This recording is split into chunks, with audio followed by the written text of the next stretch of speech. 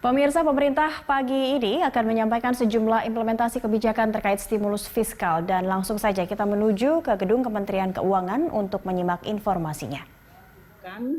Ekonomi 2020 yang tadinya diperkirakan akan tumbuh di atas 3% akan masuk ke resesi. Atau dalam hal ini berarti pertumbuhannya negatif. Banyak institusi-institusi yang melakukan estimasi terhadap dampak COVID ini. Di antaranya seperti JP Morgan yang memprediksi pertumbuhan ekonomi global akan mencapai negatif 1,1. The Economist Intelligence Unit juga memprediksi minus 2,2. Negara-negara besar seperti Amerika bahkan sekarang proyeksi dari salah satu Federal Reserve di Amerika, di St. Louis, menyampaikan bahwa pertumbuhan ekonomi di Amerika bisa akan negatif dan unemployment rate bisa melonjak hingga di atas 30%. Goldman Sachs baru tadi pagi merilis bahwa unemployment rate di Amerika bisa melonjak 15% pada kuartal depan ini. Ini menggambarkan bahwa kondisi ini kemudian menyebabkan jittery atau kepanikan di sektor keuangan. Nanti Bapak Gubernur dan Pak Wimbo akan bisa menyampaikan beberapa yang sifatnya lebih spesifik di sektor keuangan. Namun kita semua tahu dengan menyebarnya secara eksponensial, secara cepat COVID ini, baik di negara tadinya awal di Tiongkok, kemudian ke berbagai negara dan bahkan di berbagai negara eskalasinya menjadi sangat tinggi. Bahkan COVID itu mengenai semua orang, tak terkecuali Perdana Menteri Inggris, istrinya Perdana Menteri Kanada, Queen Elizabeth, Prince Charles, beberapa senator, itu semuanya menunjukkan bahwa COVID ini tidak pandang bulu. Saya kemudian akan menyampaikan assessment dari sisi dampak ekonomi ini, tentu menyebabkan kami di KSSK harus meningkatkan bahwa respons kita untuk bisa membuat pemerintah lebih siap di dalam menghadapi COVID ini, maka perlu disiapkan. Kalau kita lihat di berbagai negara, berbagai langkah-langkah yang tidak konvensional dilakukan di dalam rangka untuk merespon COVID ini. Semuanya tidak dalam situasi normal, sehingga ini adalah inkonvensional, non-konvensional, unorthodox. Artinya seluruhnya yang selama ini dimasukkan di dalam textbook yang sifatnya adalah biasa, ini tidak bisa disebut biasa lagi. Extraordinary time require an extraordinary policy dan action. Jadi ini yang juga disebutkan di dalam pertemuan G20 antara Menteri-Menteri Keuangan dengan Bank Indonesia, dengan Gubernur Bank Sentral, juga dari seluruh G20 leaders atau summit yang dilakukan secara virtual. Semuanya mengatakan bahwa situasi ini adalah extraordinary, di luar suasana biasa. Dan oleh karena itu membutuhkan action dan policy yang extraordinary, yaitu kebijakan dan tindakan-tindakan yang extraordinary, yang tidak akan dilakukan dalam situasi normal. Nah, dalam situasi ini berbagai negara telah meluncurkan paket kebijakan extraordinary itu, yang merupakan kombinasi antara fiskal, moneter, dan relaksasi di sektor keuangan. Australia, Menteri Keuangan yang tadi malam juga bicara dengan saya, beberapa kali kita selalu telepon-teleponan untuk menanyakan kabar masing-masing, meluncurkan paket 9,7% GDP. Tadi malam Menteri Keuangan Josh Frydenberg menjelaskan bahwa dia memberikan jaminan income kepada seluruh orang Australia yang harus didaftarkan, yaitu minimal per kepala $1.500. Itu membutuhkan sampai 130 billion Australian dollar. Itu agar masyarakat Australia tenang, terutama yang di kelompok bawah, kelompok pekerja, karena mereka menghadapi situasi tidak bisa keluar rumah, tidak bisa bekerja, namun dia tetap harus membayar sewa rumah, listrik, dan lain-lain. Maka mereka memberikan yang disebut minimum income support. Ini masuk di dalam paket 9,7% dari GDP-nya Australia. Kanada mengeluarkan 6% dari GDP, itu dari fiscal side. Dari Perancis 2%, Italia bahkan yang terkena tidak bisa melakukan cukup besar karena mereka constraint dari fiskalnya yang sudah sangat besar. Debt to GDP ratio dari Italia itu sudah kalau tidak salah di atas 100%. Dan yang sering kita quote selama ini adalah Amerika Serikat, yaitu 2 triliun atau 10,5%. Kalau dilihat hari ini Presiden Trump mengumumkan lagi tambahan 2 triliun untuk infrastruktur development dalam rangka recovery. 2 triliun itu adalah setara dengan 10,5% GDP Amerika. GDP kita saja sekarang itu adalah sekitar 1 triliun US dollar. Singapura yang biasanya sangat-sangat prudent, dia mengeluarkan extraordinary budget, ini sudah 2 kali mereka melakukan revisi hanya dalam waktu kurang dari 3 bulan. Karena ekonomi Singapura sangat-sangat terdampak karena COVID ini. Paket ini mencapai hampir juga 11% dari GDP-nya. Inilah yang menggambarkan bahwa di seluruh dunia dilakukan langkah-langkah extraordinary, tidak hanya dari sisi fiskal dalam bentuk ekspansi yang sangat besar, namun dari sisi moneter. Bahkan bank sentral melakukan tindakan non-konvensional, termasuk mereka mendanai seperti di Amerika Serikat itu corporate bond dan municipal bond. Bahkan sekarang diumumkan Federal Reserve bahkan melakukan tindakan, nanti mungkin Pak Ferry bisa menjelaskan, swap line atau repo kepada seluruh bank sentral di dunia, lebih dari 160 negara. Ini menggambarkan bahwa krisis ini adalah menjadi krisis global yang kemudian menyebabkan untuk negara-negara emerging tidak hanya terpengaruh dari sisi ekspor, tapi juga capital outflow dan guncangan di sektor keuangan yang menyebabkan harga saham merosot, foreign exchange mengalami guncangan, depresiasi, dan surat berharga negara atau surat utang mengalami yield peningkatan yang luar biasa karena semuanya melakukan cash holding atau flight to quality atau ketidakpercayaan dan kepanikan market. Oleh karena itu, di dalam rangka ini kita harus di Indonesia memusatkan perhatian pada 3 hal, yaitu pertama kesehatannya dulu, kesehatan dan masalah kemanusiaan harus ditangani. Kedua, menjamin kondisi masyarakat, terutama jaring pengaman sosial kepada masyarakat terbawah, dan juga bagaimana kita melindungi sedapat mungkin sektor usaha, ekonomi supaya mereka tidak mengalami damage atau bisa bertahan dalam situasi sulit. Dan dalam hal ini kita juga melindungi stabilitas sektor keuangan.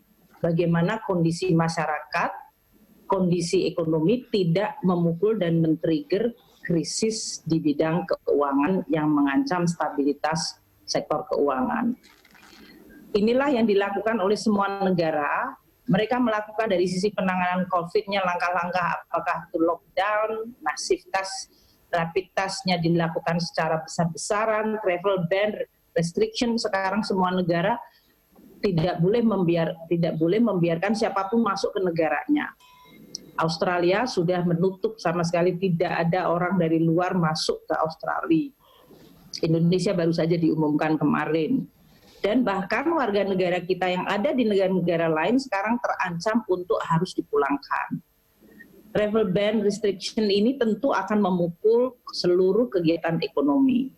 Di dalam langkah-langkah untuk pengurangan penularan COVID ini dilakukan physical distancing, work from home, study from home, melarang kegiatan publik, dan ini semuanya memukul terutama sektor-sektor yang masyarakat tergantung ekonominya dari kegiatan-kegiatan ekonomi sosial tersebut. Oleh karena itu, dilakukanlah berbagai policy unkonvensional di bidang fiskal, yaitu meningkatkan anggaran untuk kesehatan sudah pasti, fasilitas medis untuk menopang tenaga medis dan pembelian alat-alat kesehatan. Meskipun ini persoalannya sekarang beralih kepada supply side. Karena semua negara membutuhkan APD, maka terjadilah dalam hal ini persaingan atau perebutan dari APD. Semua negara membutuhkan ventilator, maka di situ terjadi persaingan untuk menghasilkan dan mendapatkan ventilator. Ini adalah suatu krisis di bidang kemanusiaan kesehatan dunia. Namun semua negara meningkatkan keseluruhan anggarannya di bidang kesehatan. Yang kedua, safety net. banyak negara yang sudah punya jaring pengaman sosial yang baik, mereka men-scale up, entah jumlahnya yang di-cover maupun dari sisi manfaat yang diberikan. Ini karena masyarakat terbawah maupun masyarakat pekerja itu mereka akan mendapatkan dampak negatif. Juga dilakukan dalam bentuk berbagai cara. Ada yang memberikan sembako, ada yang memberikan cash transfer, atau seperti teman saya di Australia memberikan dalam bentuk minimum gaji yang dijamin oleh pemerintahnya dalam bentuk cash kepada masing-masing per individu. Ini kalau di Indonesia mirip dengan PKH, namun kalau PKH di Indonesia untuk 10 juta manusia. Kalau di Australia adalah untuk seluruh pekerja. Kemudian juga memberikan stimulus pada sektor terdampak. Misalnya di Amerika, sektor yang paling terkena seperti airline langsung memfile kebangkrutan dan mereka minta bantuan pemerintah dalam bentuk hibah, dalam bentuk bantuan soft loan, atau dalam bentuk relaksasi perpajakan dan cicilan kepada pembayaran utangnya.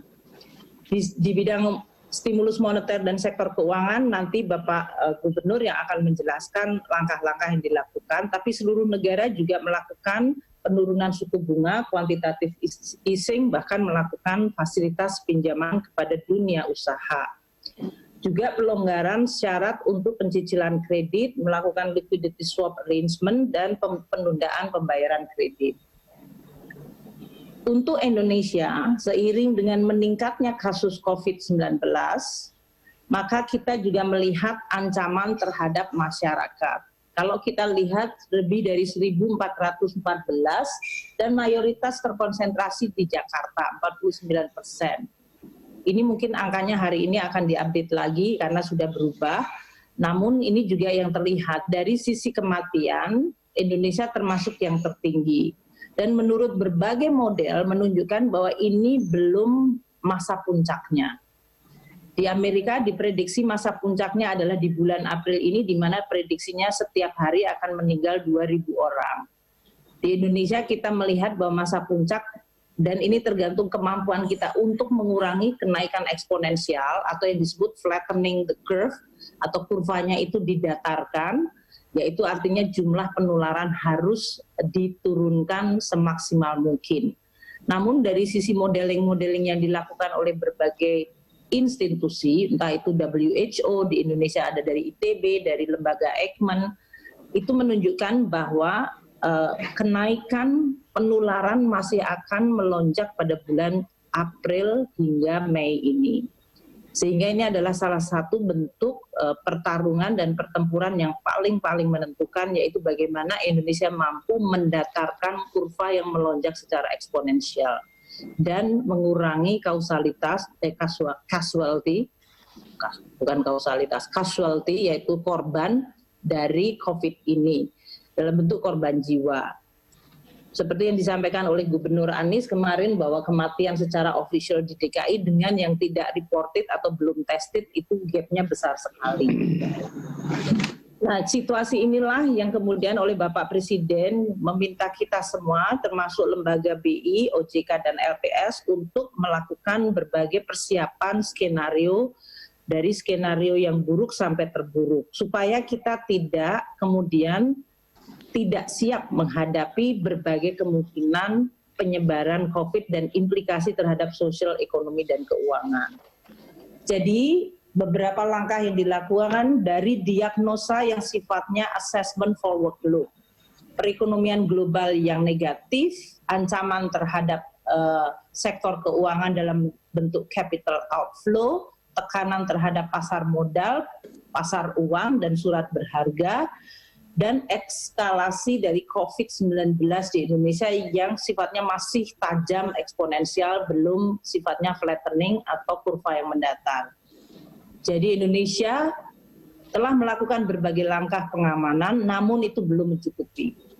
Untuk mencegah krisis kesehatan itu telah diambil berbagai langkah yang sifatnya extraordinary, unprecedented, seperti work from home, study from home, ibadah from home, kemudian physical distancing, melarang kegiatan kumpul publik, dan meningkatkan berbagai kesiapan di sektor kesehatan seperti testing, tracing, dan kesiapan rumah sakit, termasuk mengkonversi Wisma Atlet menjadi tempat penampungan karantina. Dari sisi APBN sudah dilakukan langkah awal, tadinya pada bulan Januari kita memperkirakan persoalannya hanya pada masalah tourism. Oleh karena itu Pak Menko dengan kami membuat stimulus untuk membantu terutama provinsi yang terkena pukulan waktu itu tourism yang drop terutama dari RRT ke beberapa destinasi pariwisata. Namun kita semua kemudian paham bahwa itu tidak lagi relevan dan oleh karena itu kita mereview lagi. Kita masuk stimulus yang kedua, fokusnya adalah kepada bagaimana menolong industri manufaktur yang terkena dampak dari supply chain, yaitu import bahan baku yang berasal dari RRT yang menurun secara tajam. Maka dibuatlah stimulus yang kedua yang fokusnya adalah untuk menolong industri manufaktur. Namun kita sekarang melihat bahwa dampaknya ini makin meluas, sehingga apa yang sudah diluncurkan dengan Pak Menko, dengan kami dan BI sudah mengumumkan berbagai langkah yang nanti disampaikan oleh Pak Peri, itu tidak memadai. Karena pertumbuhan ekonomi kita perkirakan berdasarkan assessment yang tadi kita lihat, BI, OJK, LPS dan kami memperkirakan bahwa pertumbuhan ekonomi akan turun ke 2,3 bahkan dalam skenario yang lebih buruk bisa mencapai negatif 0,4. Sehingga kondisi ini akan menyebabkan penurunan kepada kegiatan ekonomi, maka berpotensi menekan lembaga keuangan. Karena kemudian kredit-kredit tidak bisa dibayarkan atau bahkan diberikan relaksasi untuk tidak membayar, dan perusahaan-perusahaan mengalami kesulitan dari sisi revenue atau pendapatan, dan tentu saja kemudian mempengaruhi kemampuan mereka untuk membayar utang-utangnya. Sehingga transmisi masalah tetap bisa mengalir, diperlukan langkah-langkah extraordinary dari Bank Indonesia, OJK, agar kredit tidak kemudian ditutup yang menyebabkan ekonomi makin macet. Kita melihat potensi persoalan likuiditas dan bahkan insolvensi akan bisa memunculkan ancaman di sektor keuangan ini. Ini juga ditambah dengan tadi volatilitas di sektor saham, forex maupun di surat berharga dengan capital flight yang menyebabkan tekanan makin besar. Jadi teman-teman media, inilah yang dilakukan assessment yang dibahas dan dipresentasikan di dalam sidang kabinet. Oleh karena itu, berbagai respons polisi pemerintah terus akan di-review dan ditingkatkan. Seperti yang sudah saya sampaikan tadi, pada tahap pertama kita sudah meluncurkan stimulus tahap 1, yang waktu itu fokusnya pada sektor pariwisata, yang ternyata kemudian tidak relevan karena semua negara menutup diri dan menyetop semua flight. Sehingga kita masuk kepada stimulus yang lain, yaitu di industri manufaktur, dan bagaimana kita meningkatkan social safety net dan support terhadap sektor kesehatan yang harus ditingkatkan secara drastis. Next. Kalau kita lihat, kebijakan stimulus ini berarti adalah selalu kombinasi sektor kesehatan, jaminan sosial, dan menopang sektor ekonomi untuk tidak menular maupun sektor keuangan, untuk tidak menciptakan suatu rantai krisis yang berkelanjutan dan dalam. Oleh karena itu, di dalam paket stimulus yang kedua yang tadinya fokusnya sektor manufaktur, yaitu PPh pasal 21, pembebasan PPh 22, pengurangan PPh 25, restitusi PPN yang dipercepat, dan kebijakan non-fiskal untuk meningkatkan next, untuk penyederhanaan dan pengurangan jumlah larangan pembatasan untuk ekspor impor dirasa tidak lagi mencukupi.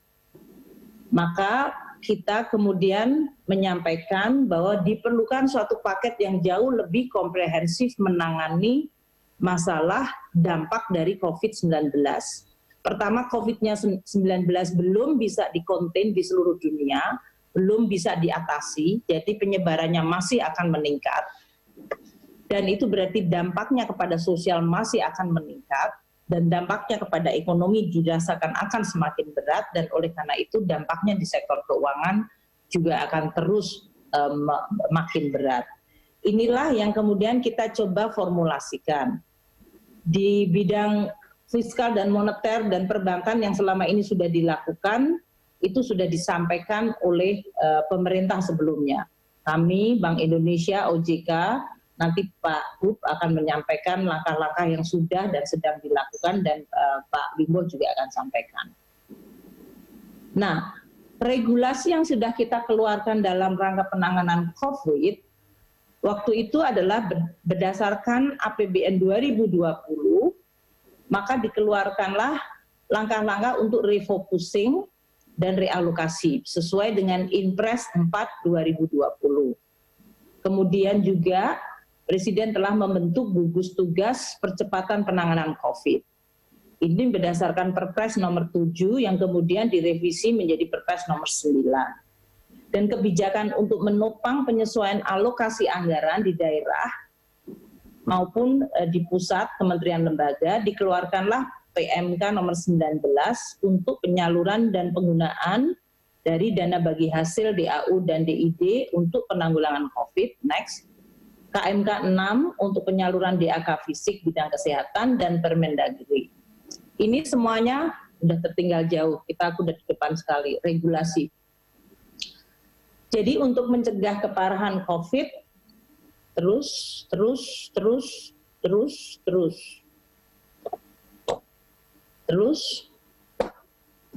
Nah, Bapak Presiden kemarin telah menyampaikan bahwa untuk mencegah dampak dan diperluasan COVID itu sendiri dan pemburukan di bidang sosial, ekonomi, dan keuangan, maka dilakukanlah langkah penerbitan Perpu nomor 1 tahun 2020. Ini berisi langkah-langkah yang sifatnya extraordinary, yaitu melakukan tambahan belanja yang cukup besar yang belum tersedia di dalam APBN 2020, yaitu untuk intervensi di bidang kesehatan. Disediakan anggaran 75 triliun untuk meningkatkan dan memperluas social safety net, disediakan anggaran 110, dan untuk melindungi sektor industri, disediakan paket 70 triliun, dan masih ada cadangan 150 triliun di dalam rangka untuk penanganan, pembiayaan, penjaminan, serta restrukturisasi dari perekonomian Indonesia atau restrukturisasi dari industri-industri untuk membantu sektor keuangan melakukan langkah-langkah restrukturisasi ini.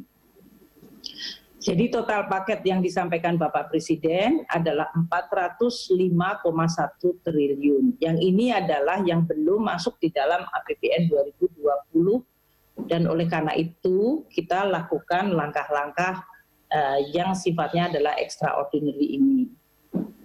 Rincian untuk masing-masing bagian, 75 triliun di bidang kesehatan itu mencakup tambahan subsidi untuk BPJS, ini akibat dicabutnya pasal mengenai kenaikan tarif untuk pekerja bukan penerima upah. Karena dengan demikian kita berharap BPJS segera bisa membayarkan seluruh tagihan di rumah sakit, karena hari ini rumah sakit adalah garda paling depan untuk menghadapi COVID, sehingga mereka tidak dalam menghadapi situasi di mana kondisi keuangan mereka tidak baik akibat tagihan kepada BPJS yang belum dibayarkan. Kita juga dalam hal ini di dalam 75 triliun yang disampaikan Bapak Presiden mencakup insentif bagi tenaga medis baik di pusat dan di daerah.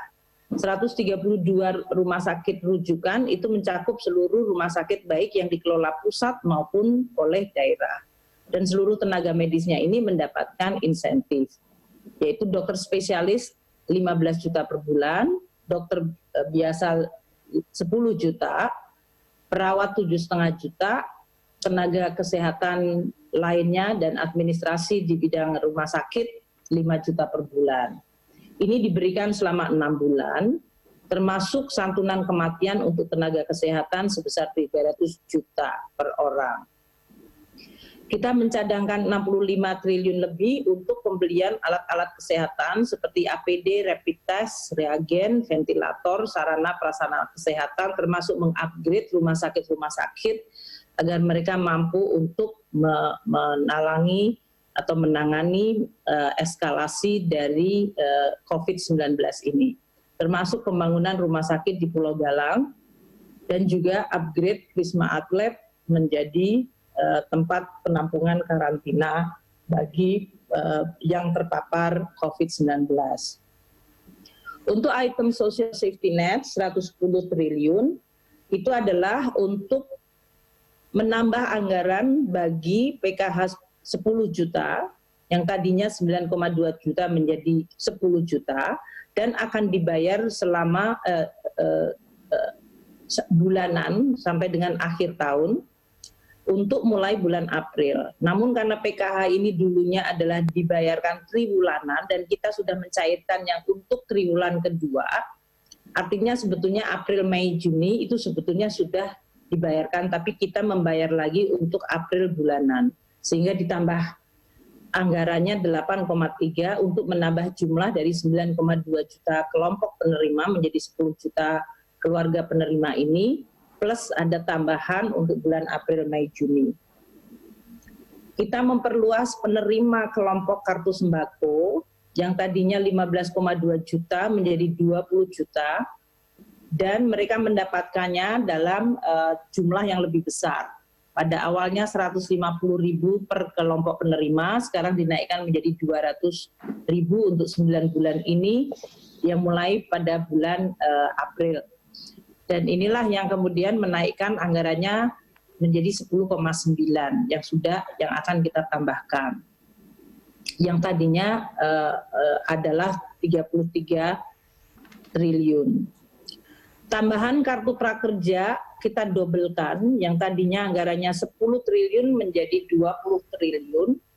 Ini nanti Pak Menko bisa menyampaikan dari sisi desainnya, terutama untuk menampung sektor informal, para pekerja di sektor informal, mikro, atau seperti Gojek, di mana mereka mendapatkan uang saku 4 bulan plus pelatihan sebanyak dengan anggaran 1 juta per orang plus uang saku 600.000.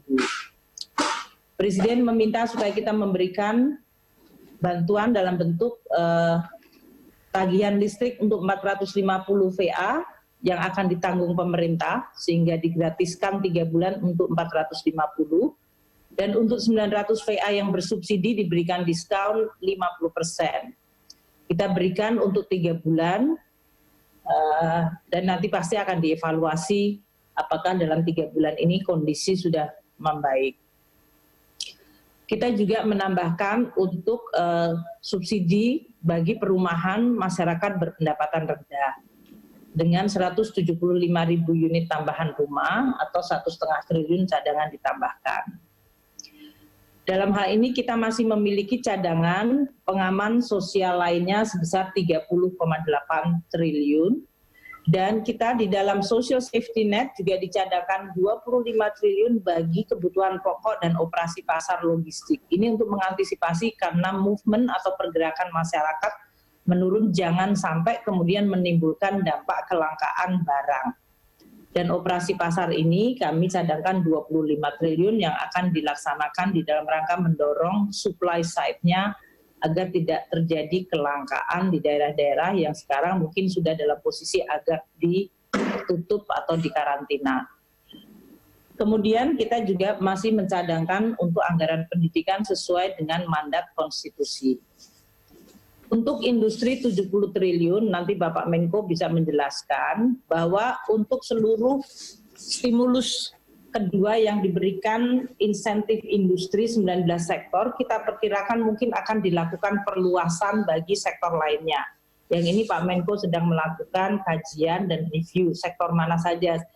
Saya mendapatkan tembusan permintaan kepada Pak Menko, apakah itu industri organda, transportasi, dan industri-industri di bidang pariwisata, karena yang pariwisata waktu itu belum diberikan untuk penundaan pajaknya.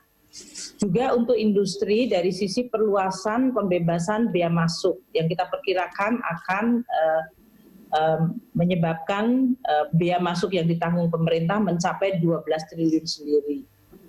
Juga untuk kredit usaha rakyat yang dilakukan penundaan pembayaran pokok dan bunganya selama 6 bulan yang menimbulkan biaya 6,1 bagi lembaga keuangan penyalurnya.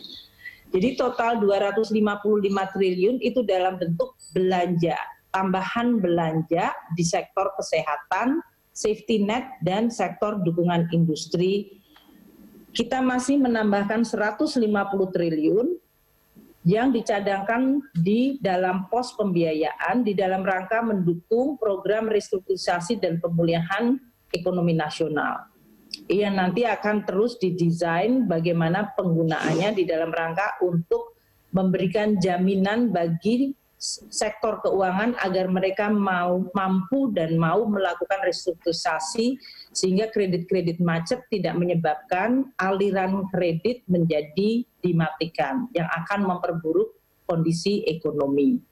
Ini dilakukan oleh banyak negara juga, di banyak negara bahkan dilakukannya langsung oleh Bank Sentral. Di sini kami masih menegakkan disiplin fiskal di mana ongkos ini harus masuk ke dalam pemerintah yang memang nanti eksekusinya bisa dilakukan di dalam kombinasi untuk sektor atau lembaga yang ditunjuk oleh pemerintah dalam melaksanakan program-program tersebut. Nah, di dalam kita mengantisipasi bahwa kondisi ekonomi yang menurun tajam, maka penerimaan negara juga akan menurun, termasuk penerimaan negara pajak, perpajakan, bea dan cukai, dan untuk PNBP. Karena harga minyak bahkan kemarin sempat turun di bawah 20, dan sekarang dilakukan upaya sangat serius. Moga-moga berhasil, namun harga minyak ini sangat-sangat rendah. Kita menggunakan asumsi harga minyak kita yang masih di atas 60, sekarang sudah di kisaran di bawah 30, bahkan waktu itu sempat di bawah 20.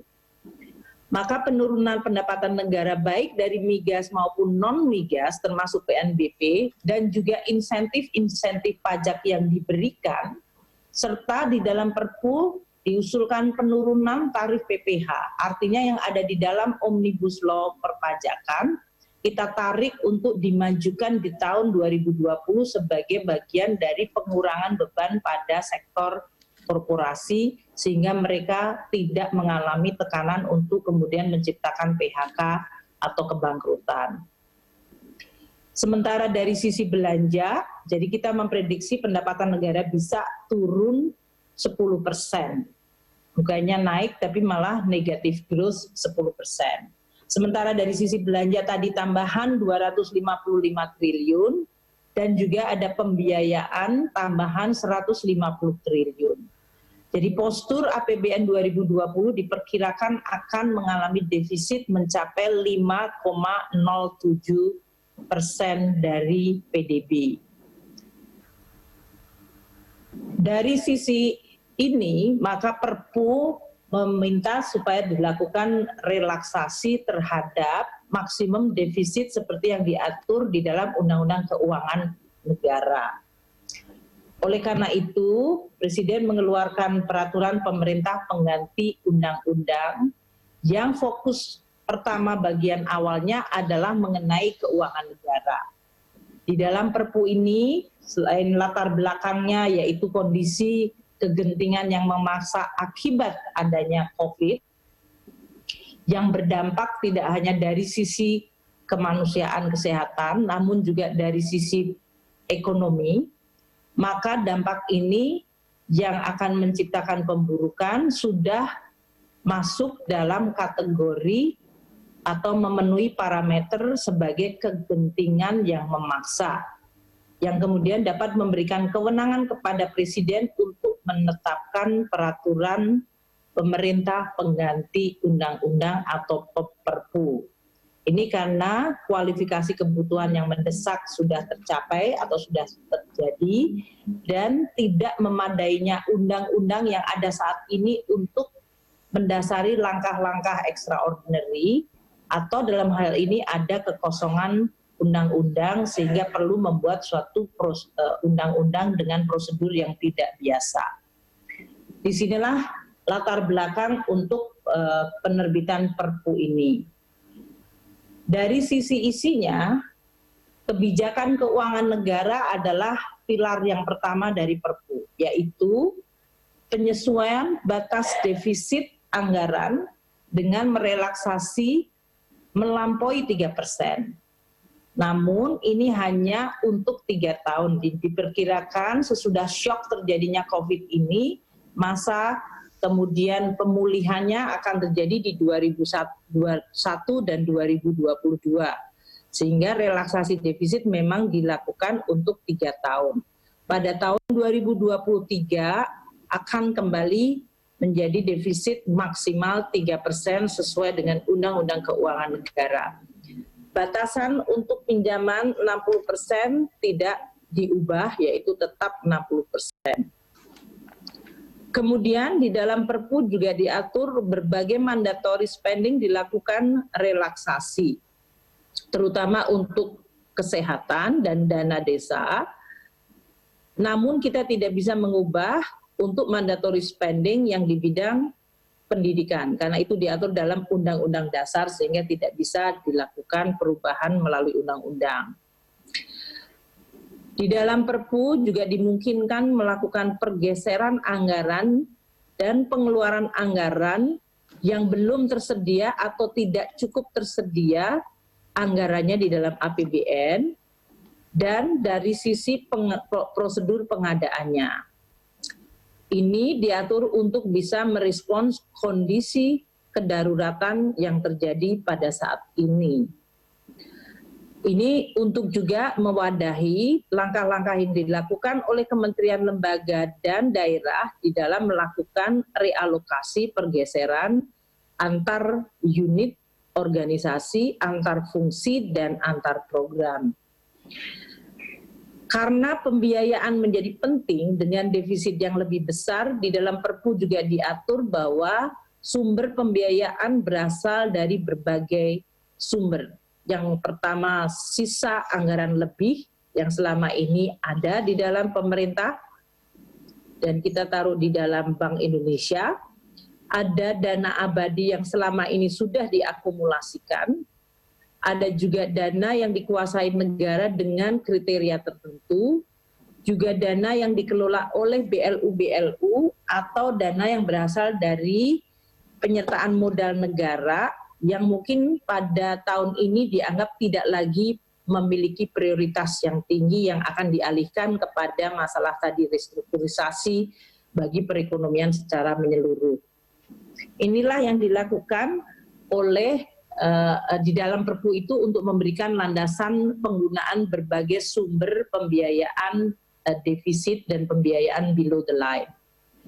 Untuk keuangan negara juga Perpu ini memberikan landasan hukum untuk melakukan refocusing dan penyesuaian alokasi dan juga pemotongan penundaan penyaluran TKDD di dalam rangka untuk memfokuskan lebih kepada penanganan COVID dan melindungi masyarakat. Perpu juga memberi kewenangan kepada pemerintah daerah untuk melakukan refocusing dan perubahan alokasi dari APBD-nya. Dan pemberian hibah dari pemerintah pusat kepada pemerintah daerah. Ini tadi menyangkut yang 255 triliun, sebagian nanti akan dalam bentuk sebetulnya transfer ke daerah yang di dalam rangka untuk penanganan COVID. Bagian yang keenam adalah penerbitan pandemic bonds yang diperkirakan untuk melakukan langkah-langkah seperti yang tadi dilakukan, yaitu pertama ada klausal yang sangat khusus, yaitu kemungkinan dilakukannya pembiayaan melalui Bank Indonesia yang dapat membeli bond secara langsung. Namun ini kita akan atur secara luar biasa hati-hati antara kami dengan Bank Indonesia. Di Perpu dibukakan kemungkinan itu, namun nanti antara BI dengan Menteri Keuangan membuat rambu-rambunya untuk tidak dipersepsikan bahwa pemerintah secara ugal-ugalan melakukan deficit financing dengan meminta pembiayaan dari BI. Karena ini adalah bukan untuk itu, tapi ini di dalam rangka untuk mencegah apabila market dalam situasi yang sangat volatile, yang kemudian menimbulkan tingkat harga yang tidak rasional, yang kemudian perlu untuk direspons dalam bentuk pilihan-pilihan pembiayaan.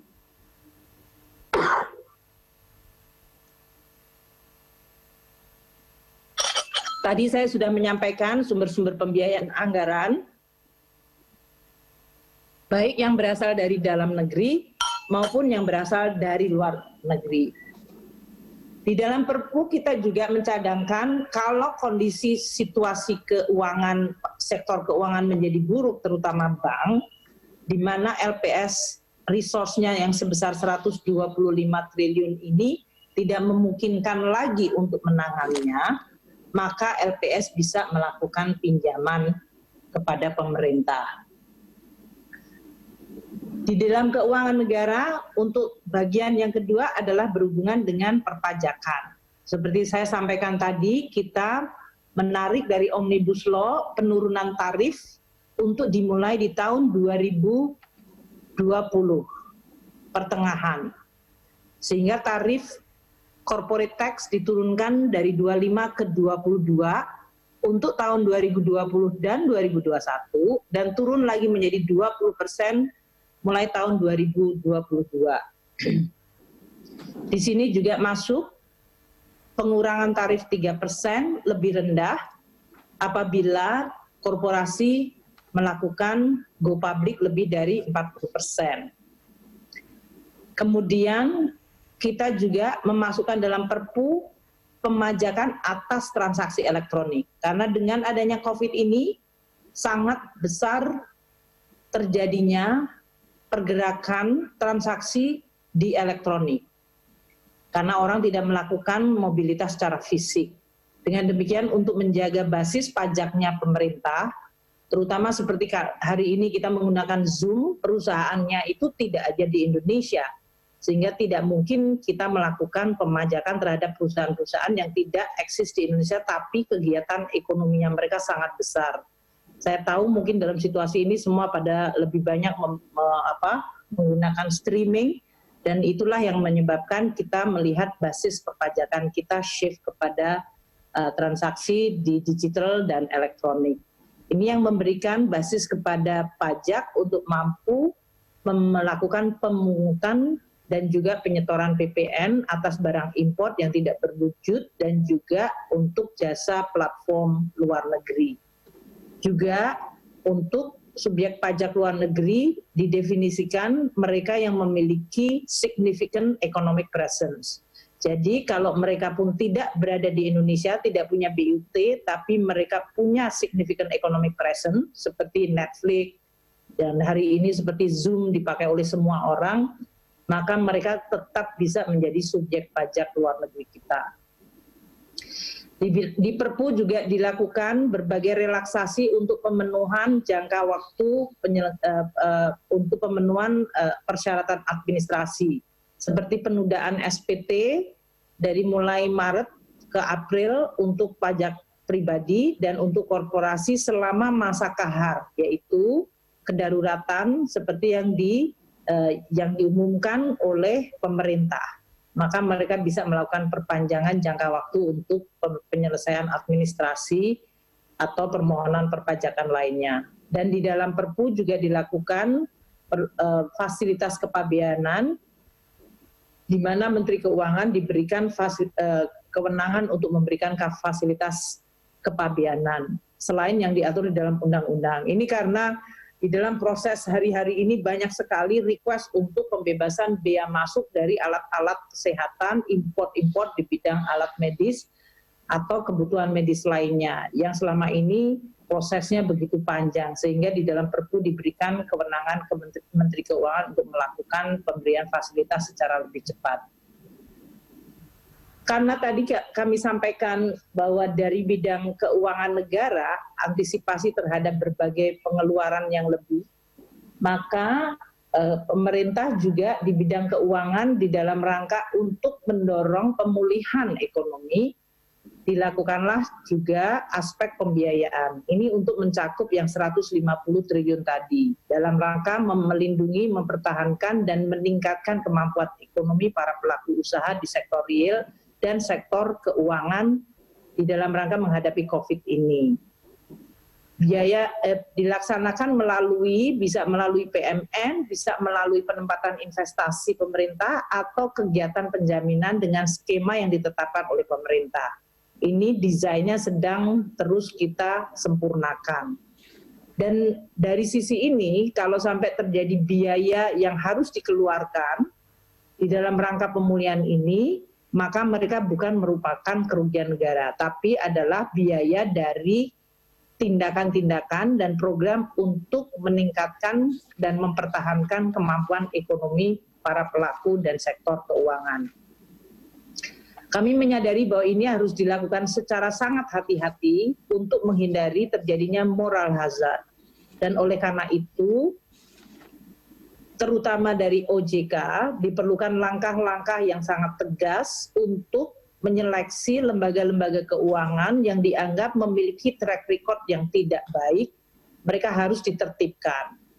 Sehingga untuk mereka yang bisa memanfaatkan fasilitas ini adalah mereka adalah yang memang memiliki track record yang baik. Kami nanti akan melakukan berbagai rambu-rambu safeguard, tentu dari OJK, dan karena ini menyangkut keuangan negara, tentu kita akan melihat apa yang disebut reputasi dan integrity risk yang berasal dari pelaku-pelaku usaha yang mencoba akan memanfaatkan ini secara tidak bertanggung jawab.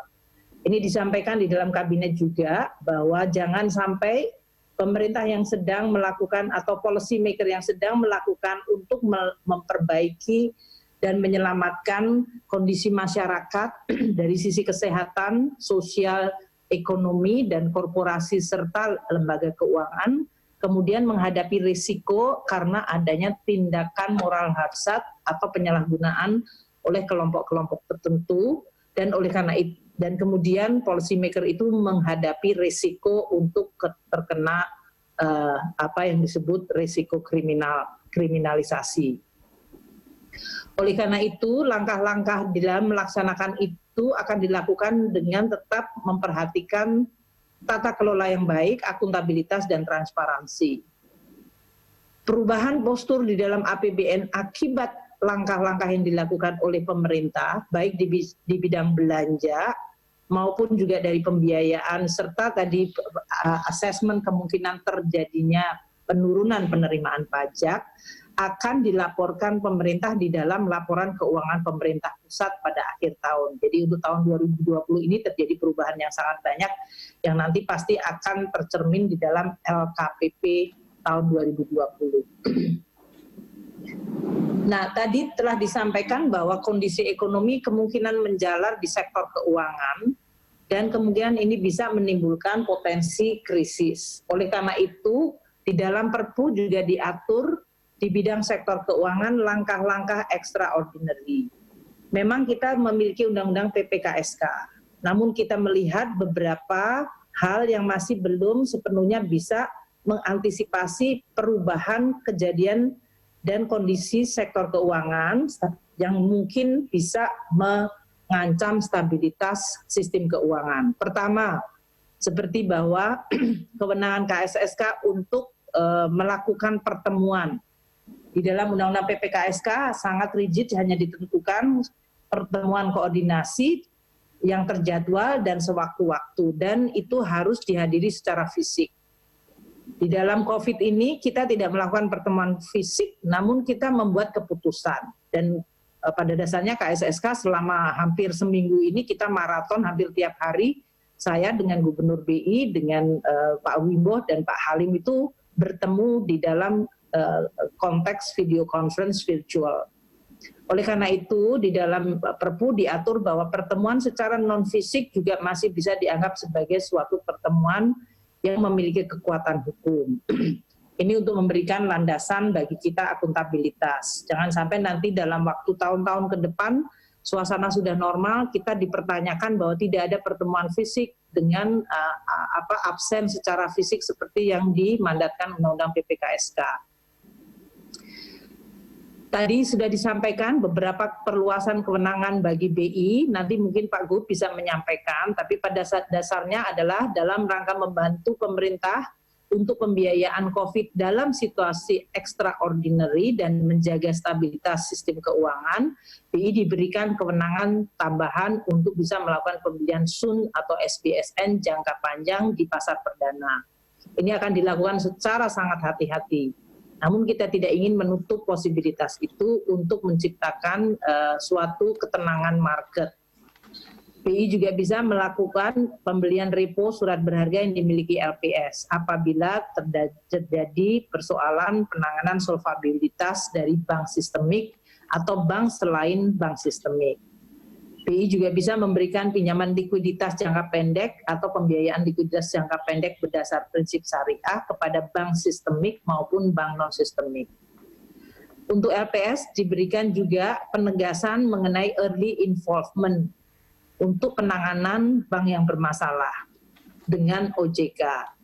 Juga perluasan ketentuan mengenai penjaminan nilai simpanan, yaitu kalau terjadi perubahan jumlah yang dijamin, juga entitas yang dijamin, yaitu termasuk lembaga-lembaga yang diberikan mandat oleh undang-undang. Perluasan sumber pendanaan LPS juga dijelaskan di sini dengan opsi dan beragam fleksibilitas, sehingga memungkinkan LPS untuk bisa menangani kalau sampai terjadi kemungkinan dampak yang cukup meluas di sektor keuangan. Dan juga opsi resolusi juga ditegaskan di sini tidak semata-mata hanya dari sisi least cost, tapi yang berdampak strategis untuk menjaga stabilitas keuangan dan ekonomi secara keseluruhan. Perluasan kewenangan pemerintah dalam memberikan pinjaman kepada LPS juga disebutkan di sini seperti yang tadi telah saya sampaikan sebagai salah satu kemungkinan yang mungkin akan terjadi kalau kondisi mengalami pemburukan. Jadi saya ingin memberikan kesimpulan bahwa COVID ini telah memberikan atau menciptakan kondisi yang luar biasa. Tidak hanya di Indonesia tapi di seluruh dunia.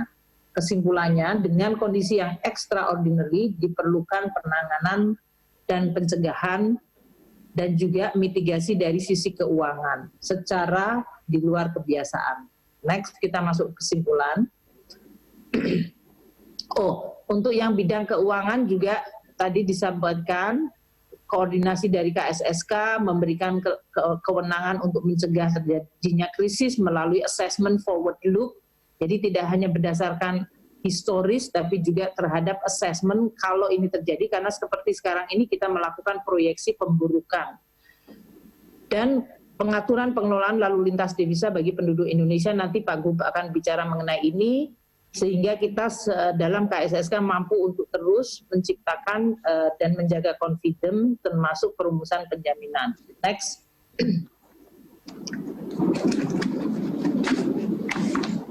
Di dalam langkah-langkah Perpu juga ditegaskan tadi biaya yang dikeluarkan pemerintah dalam rangka untuk penyelamatan ekonomi tidak merupakan kerugian negara. Anggota KSSK dan seluruh yang terlibat tidak dapat dituntut secara perdata maupun pidana apabila dia melakukan tugas dengan itikat baik dan sesuai dengan ketentuan peraturan perundang-undangan. Itu memberikan suatu perlindungan yang memang secara hukum harusnya ada. Itu tidak berarti bahwa kita bisa menyalahgunakan perlindungan itu. Oleh karena itu, seluruh tadi prosedur pelaksanaan ini, undang-undang ini, Perpu ini, akan dilakukan dengan akuntabilitas dan tata kelola yang baik. Dokumentasinya akan dilakukan secara rinci sehingga bisa menjadi pertanggungjawaban kepada publik bahwa yang dilakukan bukan merupakan tindakan yang memiliki konflik kepentingan atau bahkan niat korupsi memperkaya diri sendiri atau orang lain. Ini akan dilakukan langkah maksimum untuk menghindari terjadinya moral hazard. Di dalam sidang kabinet, hal ini juga ditegaskan, kita mengundang seluruh kejaksaan, kepolisian, dan KPK dan juga bahkan kita juga mempresentasikan ini kepada BPK supaya kita bisa menyampaikan apa yang menjadi landasan dari Perpu, tentu untuk bisa mendapatkan dukungan. Namun ini tidak berarti bahwa kita tidak hati-hati. Kita akan terus melakukan langkah-langkah yang hati-hati agar moral hazard tidak kemudian atau mereka yang mendompleng atau menjadi free rider akan bisa memanfaatkan langkah-langkah penyelamatan ekonomi oleh pemerintah secara tidak bertanggung jawab. Ini yang akan dirumuskan terus-menerus di dalam, terutama di OJK yang memiliki seluruh kemampuan untuk mengawasi baik lembaga keuangan bank, bukan bank, dan pasar modal, sehingga kita tidak dalam situasi bahwa mereka yang jahat dan buruk yang sudah ada di dalam sektor keuangan kemudian bisa memanfaatkan kondisi ini.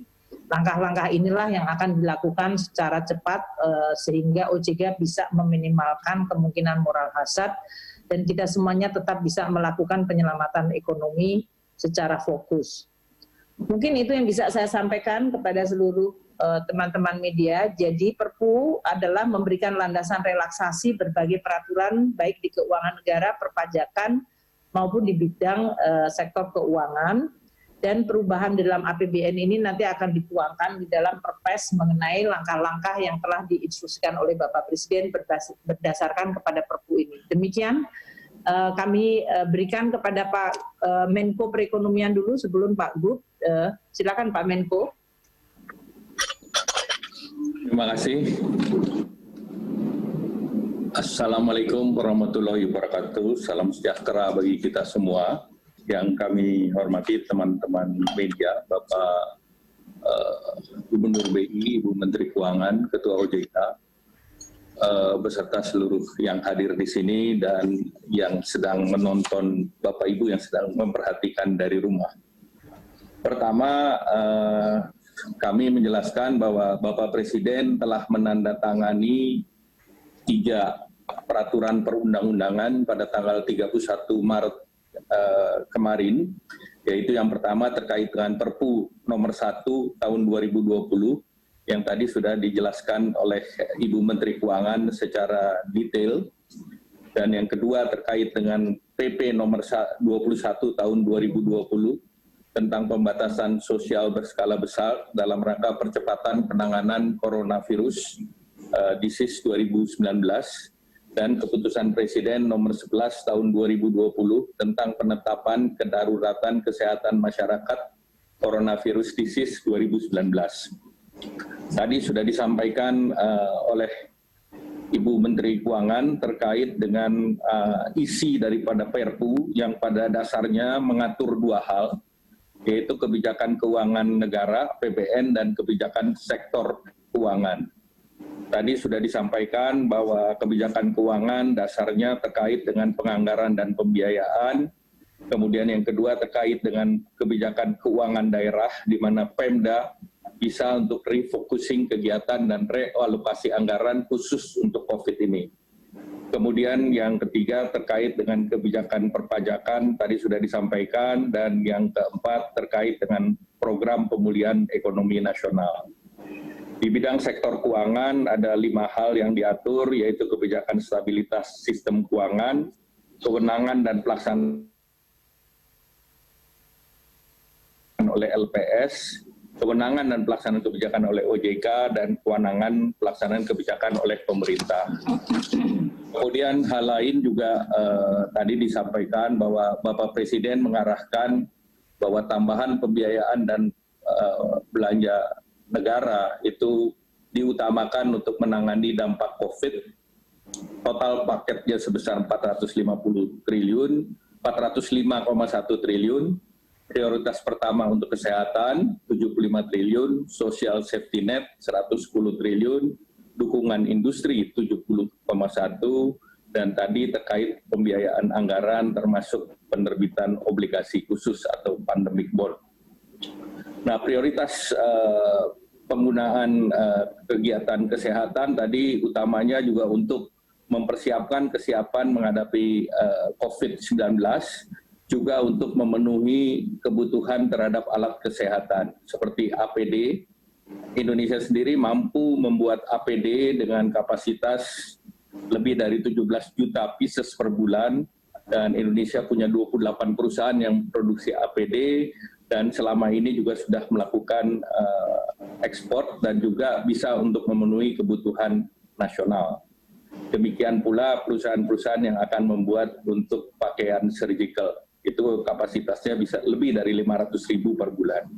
Terkait dengan industri farmasi, kita juga punya perusahaan-perusahaan farmasi nasional, baik yang dari BUMN maupun multinasional, dan itu bisa mampu menyediakan 76% daripada industri nasional, dan 24% adalah obat paten dan teknologi tinggi yang biasanya diimpor.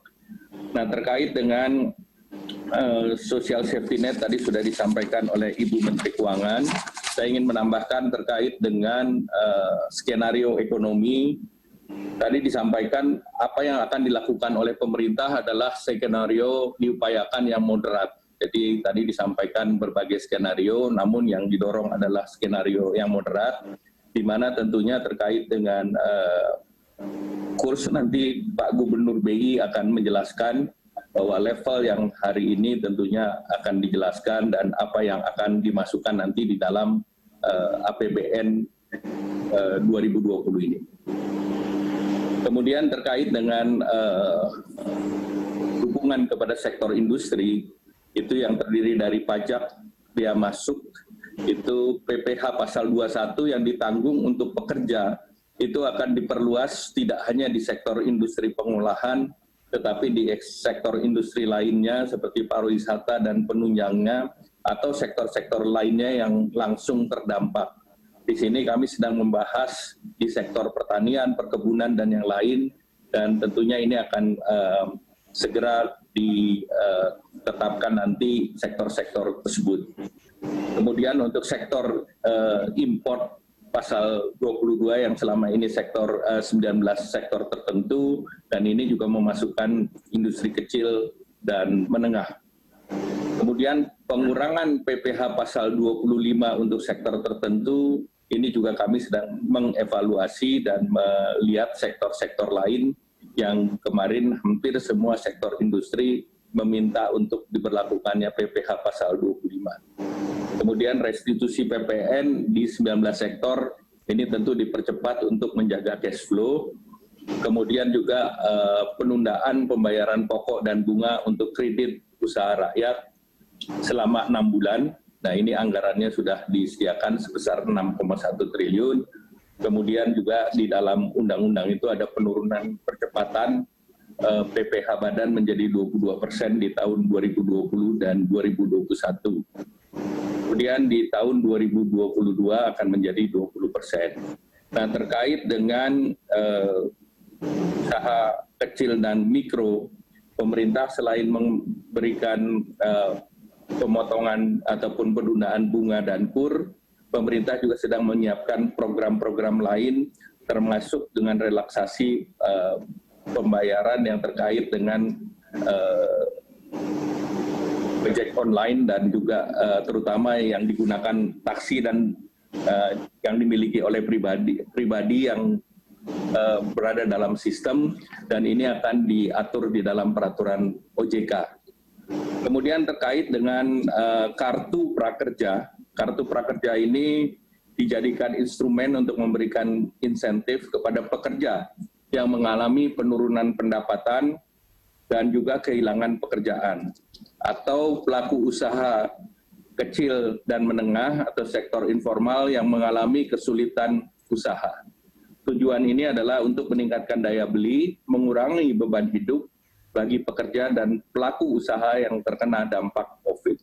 Manfaat yang diterima totalnya sebesar 3.550.000 peserta, terdiri dari pembantuan untuk pelatihan sebesar 1 juta, insentif pelatihan sebesar 600.000 per bulan selama 4 bulan. Kemudian sesudah itu ada mekanisme pengecekan melalui survei kepekerjaan sebesar Rp150.000. Nah, total anggaran program ditingkatkan menjadi 20 triliun, dan ini total penerima sebanyak diperkirakan sebesar 5,6 juta orang, dan per minggu dialokasikan untuk 164.000 orang.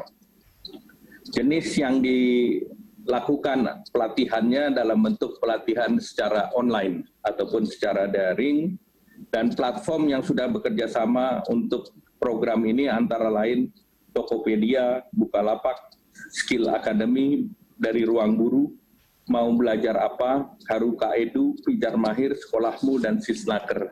Nah, program ini akan segera diluncurkan dan Kementerian beserta Project Management Office juga akan segera mengumumkan pelaksanaan dari program ini.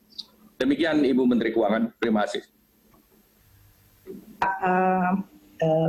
Menko, mungkin untuk teman-teman wartawan dan saya mohon untuk yang dari Bloomberg, CNBC yang biasanya langsung melakukan nanti mengenai kurs, karena saya sampaikan tadi itu adalah assessment forward look yang tadi saya sampaikan. Ini sudah membuat movement dari market. Saya mohon ini untuk semuanya menahan diri karena kita sekarang itu sedang menjaga kondisi, nanti Pak Gubernur akan menyampaikan. Mungkin tadi bagian itu tadi yang tabel asumsi makro itu adalah forward look senario yang kita lakukan untuk kita cegah tidak terjadi. Jadi jangan sampai kemudian teman-teman wartawan meramu itu menjadi sesuatu yang bahkan kemudian menimbulkan jittery lebih lanjut. Pak Peri, saya mohon maaf, mungkin kalau kayak gitu tadinya mestinya tabel itu tidak usah dimasukkan, karena teman wartawan sering kemudian ngambilnya pada hal-hal yang kita tidak perkirakan. Silakan Pak Peri, mungkin untuk sekaligus mengklarifikasi mengenai exercise forward look yang kita lakukan. Kita sekarang benar-benar sedang menjaga ekonomi kita sehingga tidak ada movement yang sifatnya adalah dilakukan karena spekulasi atau jittery yang dilakukan karena ada psikologis yang terinvok atau terprovok gitu ya. Jadi aku mohon benar pada teman-teman wartawan, bantu kami semuanya untuk bisa menjaga ini secara baik. Pak Peri, monggo Pak Peri, terima kasih. Terima kasih Bu Menteri Keuangan yang kami hormati, Pak Menko Perekonomian, Bu Menteri Keuangan, Pak Ketua OJK, Pak Ketua LPS, dan kawan-kawan media yang saya cintai. Selamat pagi, Assalamualaikum warahmatullahi wabarakatuh. Salam sejahtera bagi kita semua, Om Swastiastu, Namo Buddhaya, salam kebajikan, salam. Yang pertama, tadi menggarisbawahi bahwa yang kita sampaikan ini, apakah dari Pak Menko, Bu Menteri Keuangan, nanti saya sampaikan, dan Pak Wimbo, dan Pak Halim sampaikan adalah suatu komitmen koordinasi yang erat sebagai langkah-langkah antisipatif. Langkah-langkah antisipatif agar dampak COVID-19 di Indonesia itu segera bisa diatasi, baik dari sisi aspek kemanusiaan, baik dari sisi aspek dunia usaha, kemudian dari sektor keuangan, dan juga termasuk stabilitas pasar kita, termasuk stabilitas nilai tukar rupiah. Tadi menggarisbawahi yang disampaikan Pak Menko dan Bu Menteri Keuangan, skenario-skenario yang berat ataupun sangat berat tadi adalah sebagai suatu forward looking antisipasi supaya itu terjadi. Tidak terjadi, mohon maaf, bahwa langkah yang kita lakukan untuk mencegah agar skenario yang berat, sangat berat itu tidak terjadi. Makanya mohon dari kawan-kawan media, kalau tadi disampaikan skenario berat kurs 17.500 rupiah per dolar, atau yang sangat berat 20.000 rupiah per dolar, itu adalah akan kita antisipasi supaya tidak terjadi. Supaya tidak terjadi, dalam hal ini saya sebagai Gubernur Bank Indonesia menyatakan bahwa tingkat rupiah saat ini sudah memadai. Sebagai Gubernur Bank Indonesia saya menyatakan rupiah pada saat ini, tingkat saat ini adalah sudah memadai. Yang tadi saya sampaikan sebagai skenario adalah sebagai forward looking, kita akan cegah supaya tidak terjadi. Oleh karena itu, Bank Indonesia akan terus berkomitmen menjaga stabilitas nilai tukar rupiah. Barangkali itu yang ingin saya sampaikan yang pertama. Tapi tadi di slide-nya Bu Menteri Keuangan, di slide nomor 7, tadi disampaikan, kalau bisa disampaikan slide nomor 7 bagaimana dunia itu secara sinergi, secara kemudian melakukan suatu koordinasi yang erat untuk mengatasi COVID ini, baik dari sisi kesehatan, dari stimulus fiskal, maupun dari langkah-langkah yang dilakukan oleh Bank Sentral. Seluruh bank sentral di dunia melakukan penurunan suku bunga, melakukan injeksi likuiditas, dan tentu saja mengurangi berbagai beban terhadap sektor ekonomi. Slide nomor 7, mohon maaf, kalau bisa disampaikan nomor 7, kawan-kawan pusaka. Nomor 7. Sudah Bapak ini, sudah. Oh iya. Nah, itu yang disampaikan di sana, bahwa bagaimana di seluruh dunia melakukan itu yang tadi disampaikan oleh Bu Menteri Keuangan. Antara lain disebutkan di sana bagaimana langkah-langkah Bank Sentral untuk menurunkan suku bunga, injeksi likuiditas, dan sebagainya. Karena apa, kawan-kawan? Bahwa global pandemic COVID ini di sektor keuangan global telah membawa kepanikan pasar keuangan global, para pemodal dunia. Dan karenanya mereka menarik investasinya di berbagai negara termasuk Indonesia, dan menyebabkan keketatan dolar di seluruh dunia. Dan itu makanya langkah-langkah penurunan suku bunga, injeksi likuiditas juga yang dilakukan di penyediaan stok itu yang dilakukan di berbagai belahan dunia. Nomor 2 di slide 17 itu disampaikan bagaimana kami di Bank Indonesia secara erat berkoordinasi, slide 17, berkoordinasi dengan pemerintah untuk melakukan aspek-aspek yang berkaitan dengan stabilitas moneter maupun stimulus moneter yang tadi ada di slide kami, yang slide pusakanya, slide 17 mungkin setelah slide ini, di mana satu, kami telah menurunkan suku bunga 2 kali, sehingga sekarang suku bunga Bank Indonesia adalah 4,5% untuk merilis beban kepada dunia usaha. Yang kedua, kami terus melakukan stabilisasi nilai tukar rupiah dengan tentu saja mengintervensi di pasar spot, domestic non-delivery forward, maupun pembelian SBN dari pasar sekunder. Sebagai gambaran, kawan-kawan, selama periode corona, ya, antara tanggal 20 Januari sampai dengan 30 Maret, terjadi pembalikan modal atau capital outflow di portfolio investasi dari Indonesia, jumlahnya adalah 167,9 triliun.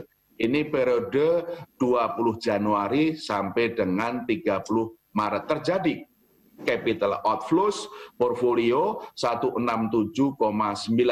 Sebagian besar adalah dalam capital outflows SBN yang jumlahnya 153,4 triliun. 153,4 triliun.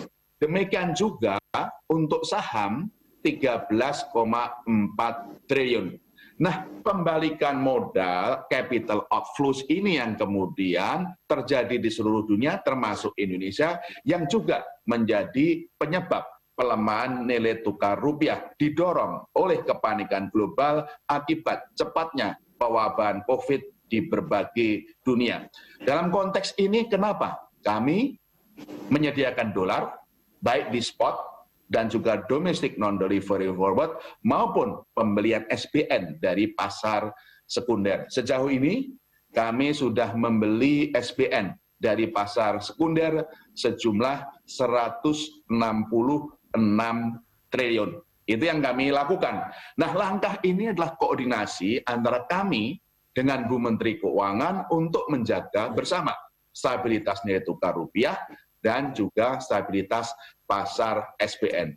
Dengan Pak Wimbo, nanti Pak Wimbo bisa menjelaskan, kami juga berkoordinasi bagaimana menjaga pasar saham. Dan alhamdulillah sejak seminggu terakhir rupiah itu stabil, pasar saham itu juga hijau, dan ini ya kondisi stabilitas ini yang perlu kita jaga, sehingga tadi kami ingatkan, tadi juga Bu Menteri Keuangan mengingatkan kawan-kawan media, ya bahwa skenario tadi adalah sebagai langkah-langkah antisipatif, rupiah kami pandang itu memadai dan kami akan terus menjaga stabilitas rupiah tersebut. Nomor 3, kami juga melakukan injeksi likuiditas yang dalam jumlah yang besar kepada pasar keuangan, kepada pasar di perbankan. Dan bersama dengan Pak Wimbo, ini juga bagaimana mendorong perbankan untuk melakukan pembiayaan. Kami sejauh ini sudah menginjeksi likuiditas hampir 300 triliun. Bentuknya apa? Tadi, kalau kami membeli SBN dari pasar SBN, kami membeli SBN dan sekaligus menginjeksi likuiditas. Jadi injeksi likuiditas melalui pembelian SBN di pasar sekunder kurang lebih tahun ini sudah mencapai 166 triliun. Kami juga menurunkan giro wajib minimum falas bank-bank dari 8% menjadi 4%. Ini menambah likuiditas dolar sekitar 3,2 miliar. Tentu saja dirupiahkan itu kita bisa hitung. Kami juga menyediakan kepada perbankan yang mempunyai SBN, ya bisa datang ke Bank Indonesia, kami melakukan repurchase agreement.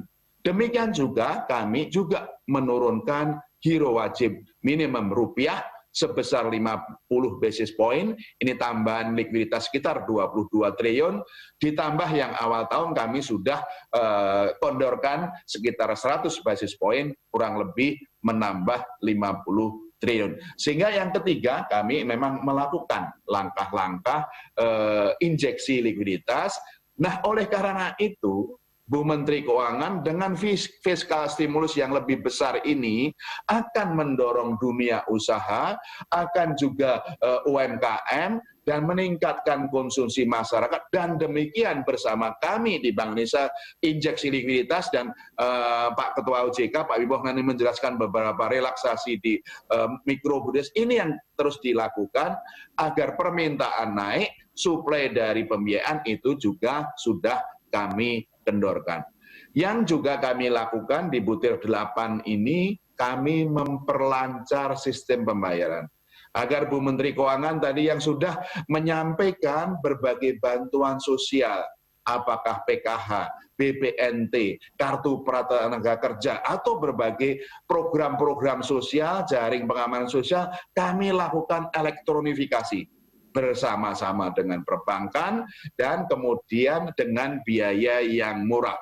Apakah clearingnya itu melalui SKNBI atau juga melalui QR Indonesian Standard, Electronic Money maupun yang lain-lain supaya ini cepat sampai kepada masyarakat. Inilah bentuk bagaimana kuatnya koordinasi Bank Indonesia, pemerintah, OJK, LPS, kita sama-sama untuk mencegah skenario-skenario tadi supaya tidak terjadi, agar wabah ini segera bisa selesai, dan juga beban kepada masyarakat kita atasi, kita kurangi, dunia usaha kita kurangi, stabilitas sektor keuangan terjaga, dan juga stabilitas pasar kita termasuk rupiah terjaga. Itu nomor 2, Ibu, yang kami ingin sampaikan.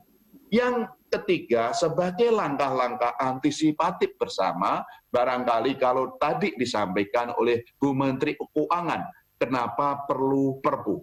Itu yang kami menggarisbawahi, bahwa sebagai langkah-langkah antisipatif diperlukan extraordinary measure. Polisi-polisi, kebijakan-kebijakan yang memang tidak semuanya belum diatur atau melebihi kewenangan yang di dalam undang-undang yang ada.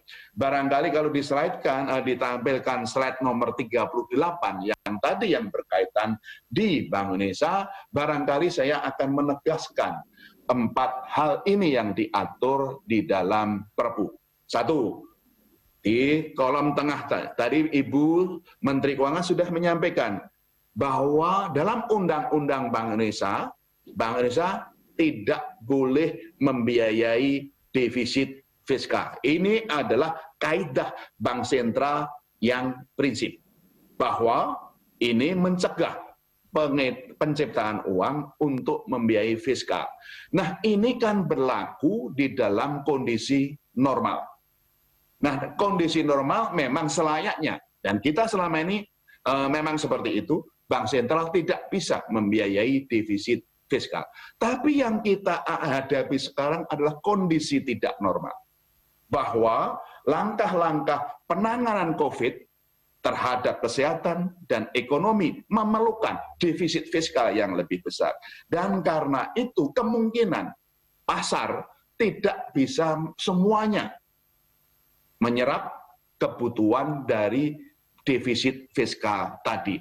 Oleh karena itu, di dalam Perpu ini diatur bahwa Bank Indonesia diberikan kewenangan untuk membeli SUN dan SBSN di pasar perdana. Bukan sebagai first lender, tapi sebagai last lender. Dalam hal pasar tidak bisa menyerap kebutuhan penerbitan SUN maupun SBSN tersebut.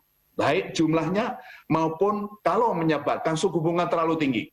Kalau menyebabkan suku bunga terlalu tinggi, tentu saja ini tidak hanya membebani fiskal, tapi juga itu tidak kemudian rasional. Disinilah Bank Indonesia bisa membeli pasar SBN dari pasar perdana yang perlu dimasukkan dalam Perpu karena ketentuan dalam Undang-Undang Bank Indonesia dan kondisi normal itu memang tidak dimungkinkan. Tentu saja Bu Menteri Keuangan tadi sudah menegaskan bahwa Bu Menteri Keuangan dengan saya nanti akan mengawal supaya ini betul-betul BI sebagai last resort, supaya memang pasar tidak melonjak tinggi dan juga agar kita tetap menjaga stabilitas makroekonomi dan sistem keuangan kita termasuk inflasi.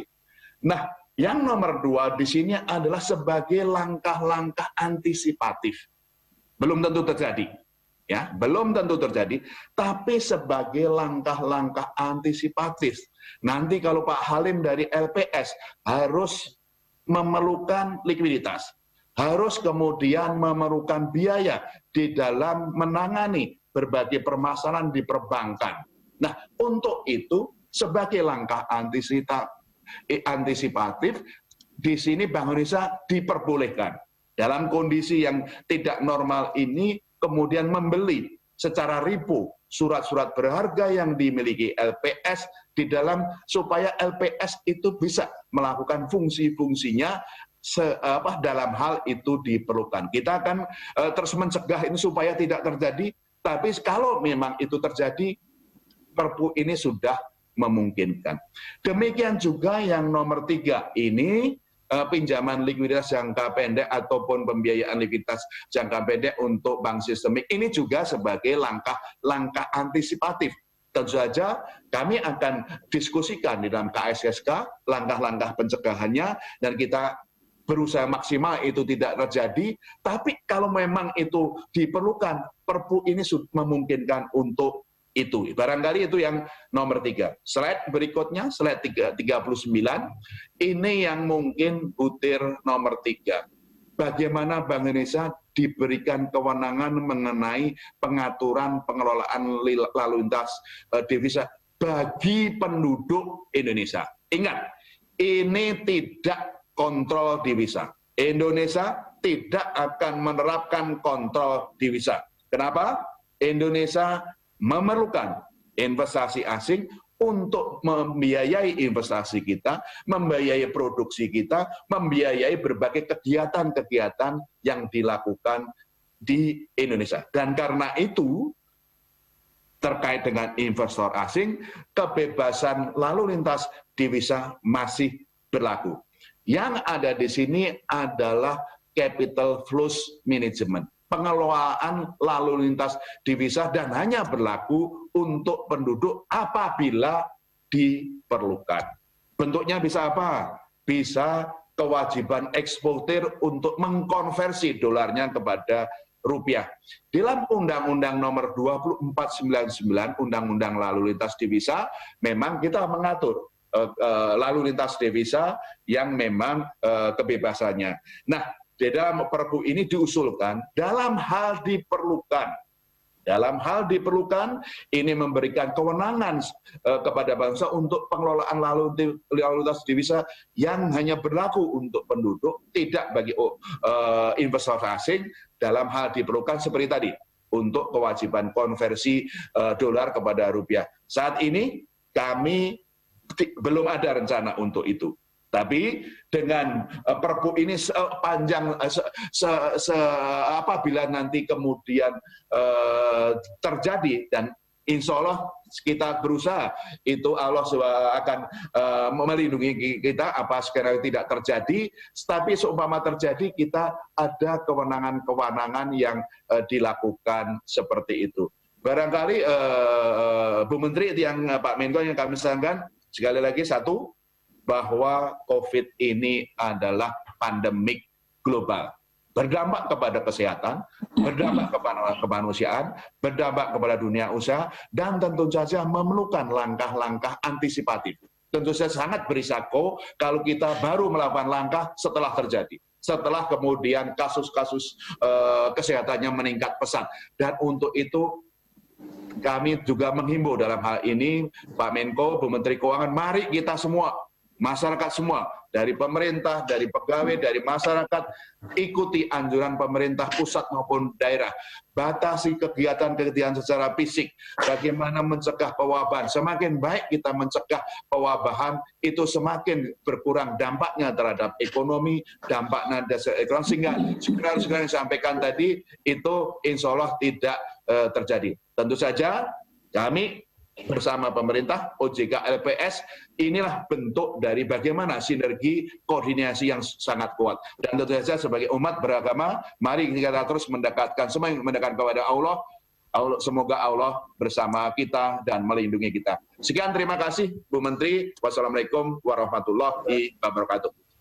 Terima kasih Pak Gubernur, dan juga terima kasih tadi penjelasan yang sangat-sangat tegas dan jelas ya mengenai skenario forward look yang kita coba cegah, sehingga langkah-langkah extraordinary ini memang dikeluarkan di dalam rangka kita semuanya, pemerintah, Pak Menko Perekonomian, Gubernur BI, OJK, LPS, kami untuk terus menjaga supaya dampak perekonomian dan keuangan dari COVID itu tidak makin memburuk. Itu esensi dari Perpu ini adalah forward look. Dan tadi termasuk skenario yang kami sampaikan. Saya mohon untuk teman-teman wartawan betul-betul juga memahami konsep ini, sehingga di dalam pemberitaan juga mengikuti alur langkah-langkah dan logika maupun jalan pikiran yang sedang kita lakukan. Mohon izin Pak Menko untuk Pak Wimbo untuk menyampaikan ya. Silakan Pak Wimbo. Silakan Pak Wimbo. Terima kasih Bu Menteri. Yang kami hormati Pak Menko Perekonomian, Bu Menteri Keuangan, Pak Periwarjio, Gubernur Bank Indonesia, Pak Alim, dan Bapak Ibu sekalian. Assalamualaikum warahmatullahi wabarakatuh. Selamat pagi, salam sejahtera buat kita semua. Om Swastiastu, Namo Buddhaya, salam kebajikan. Kami akan menyampaikan beberapa hal yang tadi sebenarnya sudah banyak disampaikan oleh Bu Menteri Keuangan, Pak Periwarjio di sektor keuangan, dan di perekonomian tadi Pak Menko.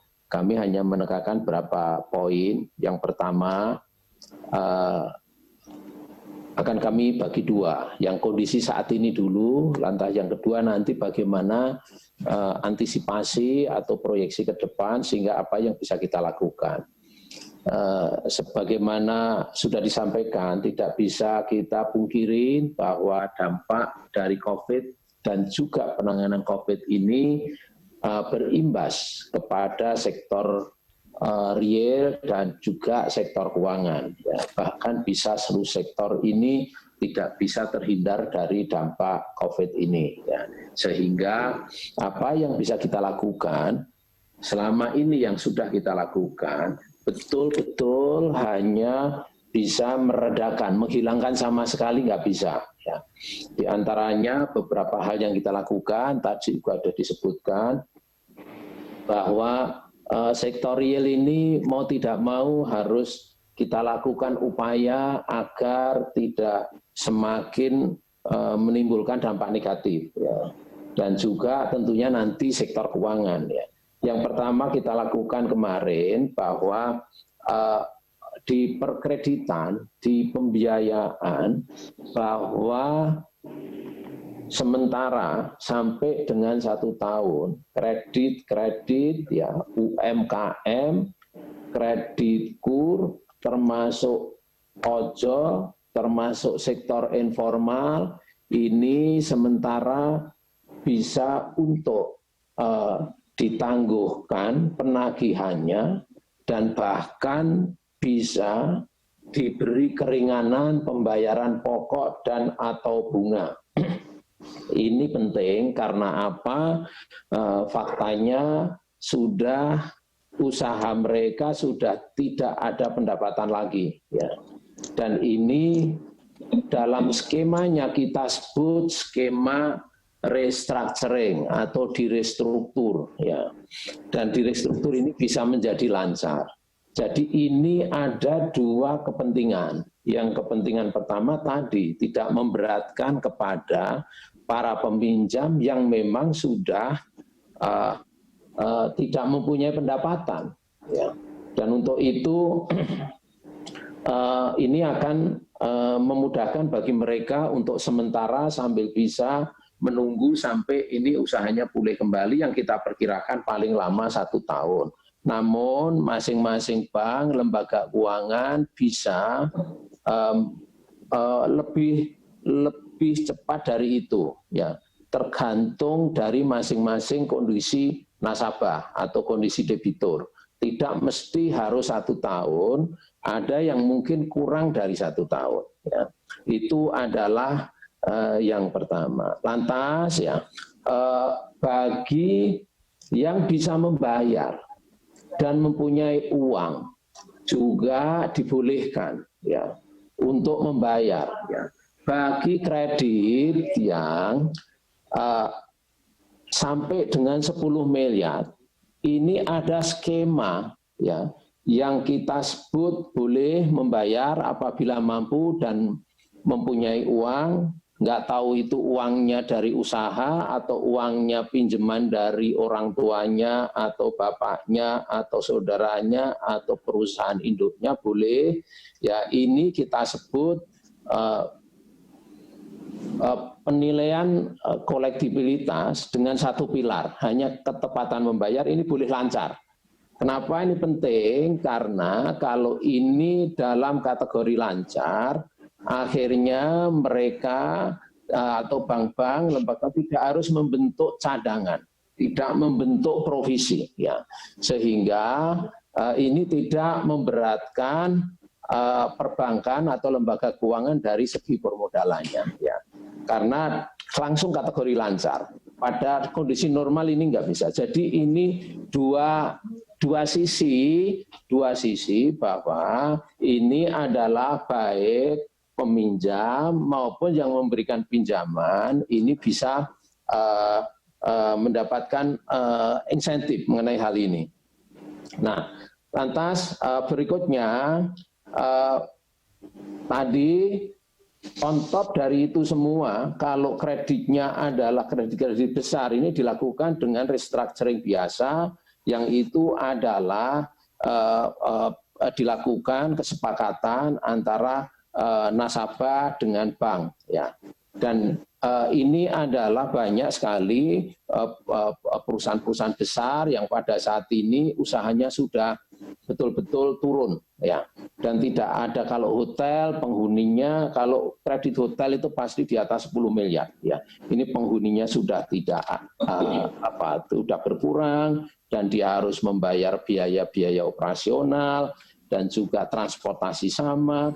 Nah ini hal-hal begini, ini semua kita berikan satu insentif ya untuk di restructure, untuk bisa ditunda pembayarannya, bahkan ada pengurangan bunga ataukah pokok dan sebagainya, monggo aja. ini nanti bisa di atas kesepakatan antara para kreditur dan para peminjam.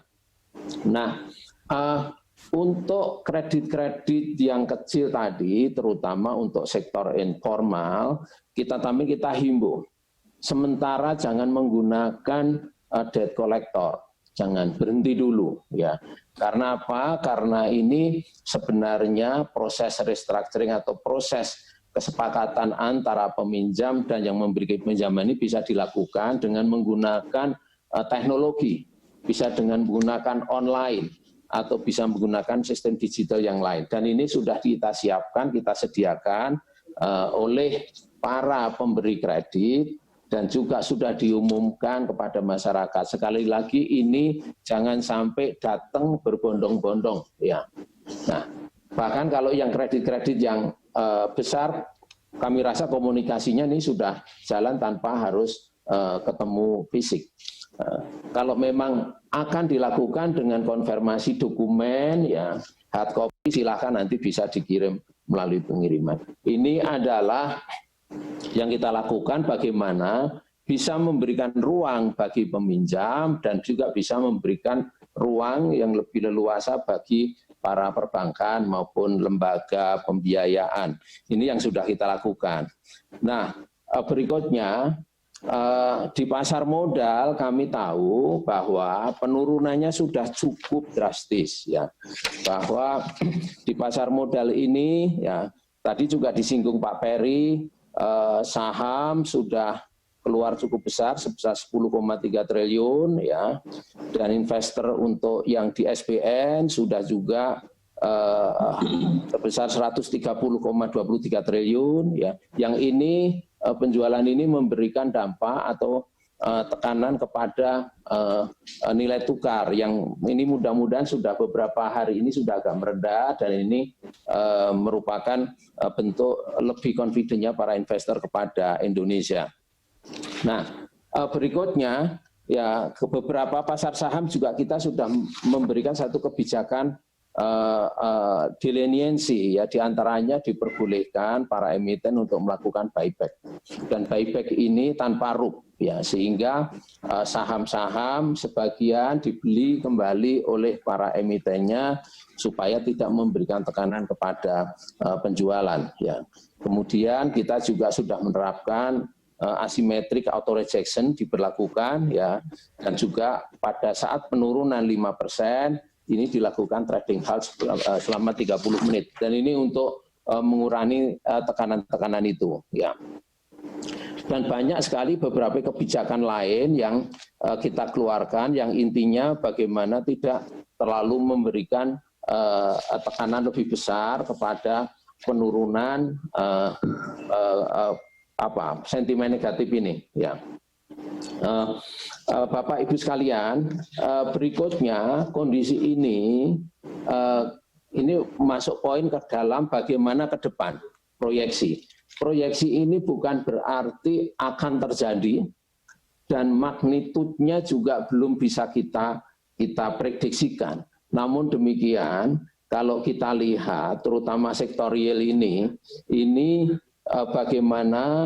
bagaimana bisa cepat recovery, tentunya ini tidak terlepas dari bagaimana penanganan COVID ini. Nah, tapi bagaimanapun juga kita harus sedia payung sebelum hujan. Ya, tadi beberapa kebijakan yang in the pipeline, diantaranya tadi sudah disampaikan agak detail dengan Bu Menteri Keuangan, insentif pajak dan sebagainya, dan Pak Menko, dan juga tadi Pak Gubernur Bank Indonesia. Ini kami di sektor keuangan, kami tadi yang pertama, dapat kami sampaikan, kami monitor detail individual bank dan lembaga keuangan secara detail. Yang pertama, kami lihat jangan sampai ada moral hazard ya, oleh para pihak yang ingin ngambil keuntungan untuk kepentingan pribadi maupun kepentingan tertentu. Ini kami yakinkan di lapangan kami bersama Pak Heru, ya KE di bidang perbankan, Pak Aris Winandi, ini adalah eksekutif di bidang IKNP, dan Pak Usin Pasar Modal. Bekerja sama, kita tiap hari juga melakukan video conference monitor kondisinya. Ya. Itu yang pertama. Tadi kami yakini agar tidak ada moral hazard dalam kondisi seperti ini. Ya. Yang kedua, kami monitor closely bagaimana kondisi individual, bank maupun lembaga keuangan, dan tentunya bagaimana interaksinya dengan pasar modal, agar kita bisa mengetahui, memprediksi magnitudenya bagaimana nanti ini apabila ada hal-hal yang kita inginkan mengenai bagaimana dampaknya kepada likuiditas individual bank dan juga individu lembaga keuangan. Ya, tentunya kalau ada hal-hal yang tidak diinginkan, segera kita lakukan preemptive measures, penanganan agar ini bisa dilakukan cepat dan dilakukan dengan tepat, ya, agar tidak memberikan dampak negatif terhadap kepercayaan masyarakat di sektor jasa keuangan. Nah, untuk itu, ya, skema perundang-undangan yang ada sekarang ini tidak memberikan ruang yang leluasa. Karena apa? Tadi sudah disampaikan Bu Menteri Keuangan dan Bapak Gubernur Bank Indonesia bahwa ini pasti membutuhkan likuiditas dengan cepat. Ya, ini pasti membutuhkan koordinasi yang dengan cepat. Ya, pasti juga likuiditas ini tentunya perlu ada support dari pemerintah dari segi pendanaannya, ya, dari SBN-nya. Nah, ini semua termasuk di OJK. Kita perundang-undangan yang ada sekarang sangat restriktif sehingga kita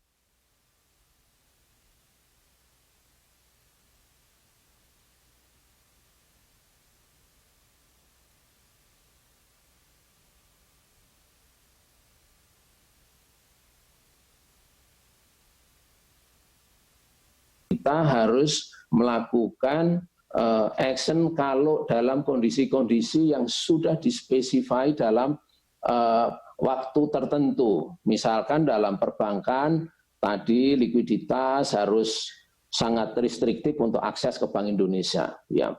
Dan juga bagaimana penanganan perbankan kalau sampai harus masuk pengawasan intensif. Ini perlu 9 bulan. Belum lagi SSU. Ini terlalu lama. Dalam kondisi yang emergensi begini harus cepat. Sehingga kami tadi disampaikan dalam draft Perpu bahwa kita agar OJK diberikan kewenangan untuk merestructure lebih awal dengan melakukan merger lebih awal tanpa menunggu tadi perhitungan bulan, 9 bulan dan sebagainya. Karena dalam hal normal 9 bulan ini pemegang saham masih mempunyai hak untuk mencari investor. Nah, ini pengalaman kami selama ini terlalu lama, ya, bisa berlarut-larut, ya, tidak selesai-selesai, di mana kepercayaan masyarakat bisa tambah turun. Nah, inilah yang kita minta agar kita mempunyai kewenangan lebih awal untuk melakukan merger kepada bank-bank apabila memang diperlukan. Mudah-mudahan ini nggak sampai ke situ. Cuma kalau sampai terjadi sehingga kita mempunyai legal framework yang kuat untuk melakukan itu. Dan kami garis bawahi bahwa kami akan betul-betul melakukan due diligence secara ketat, ya, ketat kepada individual bank. Bahkan sini sudah mulai kita lakukan agar supaya tidak terjadi moral hazard yang terjadi di lapangan, ya. Dan untuk itu kami juga mempunyai catatan pada saat yang bersamaan dalam kalau terjadi situasi yang tidak kita inginkan, kepercayaan masyarakat tetap harus kita jaga. Makanya kami mendukung apabila ada, tentunya nanti Pak Halim akan menjelaskan lebih detail bagaimana dari segi penjaminan ini bisa memberikan confidence masyarakat dalam situasi-situasi yang tidak kita inginkan. Jadi sekali lagi yang kita lakukan yang kedua ini betul-betul ini prediksi. Apakah terjadi? Mudah-mudahan tidak. Ya. Jadi kami tadi paling tidak pada saat ini dalam waktu beberapa bulan ke depan kalau ada penundaan pembayaran pokok dan atau bunga, ini akan likuiditasnya tentunya paling tidak ada beberapa yang perlu perlu solusi. Dan ini apabila itu terjadi lembaga keuangan, sekarang prosesnya normal di pasar ada, itu adalah bisa pinjam kepada kepada perbankan. Dan ini tinggal kita lihat bagaimana perbankannya untuk melakukan restructure kepada pinjaman kepada lembaga pembiayaan atau lembaga leasing ini. Mungkin itu Pak Menko, Bu Menteri Keuangan yang dapat kami sampaikan, dan tentunya ini tentunya hal ini adalah bagus untuk memberikan confidence kepada masyarakat dan dunia. Terima kasih. Wassalamualaikum warahmatullahi wabarakatuh. Waalaikumsalam. Waalaikumsalam Pak Bimbo. Terakhir mungkin untuk Pak Halim, silakan Pak Halim. Baik, terima kasih. Yang di bagian Perpu tadi yang menyangkut juga LPS. Silakan Pak Halim. Baik, terima kasih Bu Menteri. Bapak Menko Perekonomian. Pak Halim, mohon sebelum Pak Halim, tolong ditegaskan lagi kepada teman-teman wartawan bahwa kita ini bekerja dari sisi forward look. Jadi jangan sampai nanti kalau langkah-langkah yang di Perpu yang menyangkut LPS juga dispekulasikan menjadi sesuatu yang jadi ini adalah preventif gitu. Betul. Terima kasih Pak Halim, silakan monggo. Baik, terima kasih Bapak Menko Perekonomian, Bu Menteri Keuangan, Pak Gubernur BI, Pak Ketua OJK, rekan-rekan wartawan yang saya hormati. Assalamualaikum warahmatullahi wabarakatuh. Salam sejahtera buat kita semua. Saya hanya ingin menambahkan apa yang tadi sudah disampaikan oleh Bu Menteri, terutama dalam paparan yang sudah lengkap. Jadi saya hanya ingin menegaskan, seperti diketahui bahwa tadi disampaikan juga oleh Bu Menteri, LPS ini tugasnya ada dua, yaitu menjamin simpanan masyarakat dan menangani bank-bank bermasalah atau bank gagal dalam rangka menjaga stabilitas sistem keuangan. Kalau melihat tugasnya, LPS itu dalam konteks penjaminan simpanan berada di tahap yang paling depan dalam rangka menjaga kepercayaan. Tugas ini memang memerlukan langkah-langkah yang antisipatif. Jadi apa yang nanti saya sampaikan itu tidak berarti sudah akan terjadi. Jadi ini baru antisipatif. Oleh karena itu kita tahu sendiri dalam rangka menjaga stabilitas sistem keuangan, salah satu aspek kunci adalah kepercayaan masyarakat.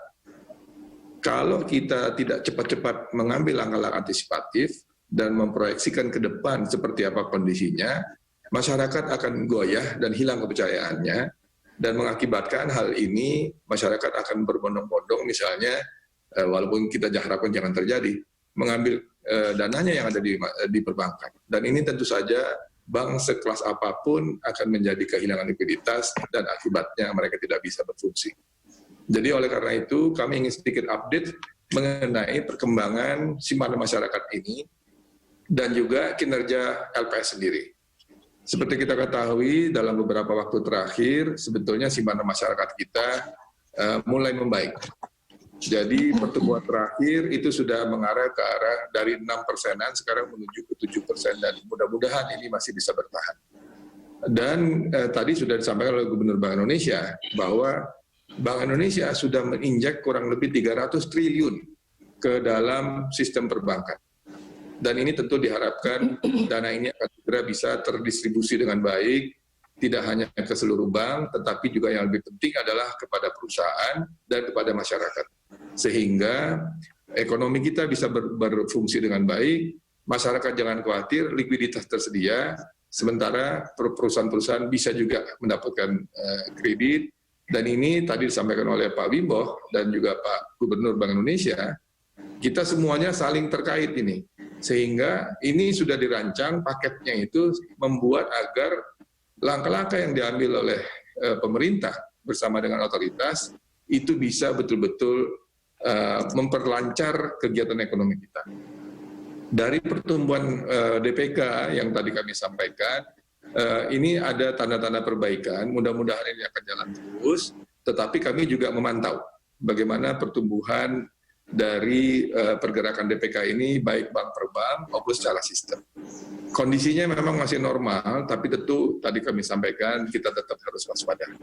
Oleh karena itu, dalam rangka menjaga kesiapan kita semua, dalam rangka menjaga kepercayaan masyarakat ini, melalui Perpu LPS mengusulkan, kalau misalnya diperlukan, kita masih punya beberapa langkah-langkah antisipasi.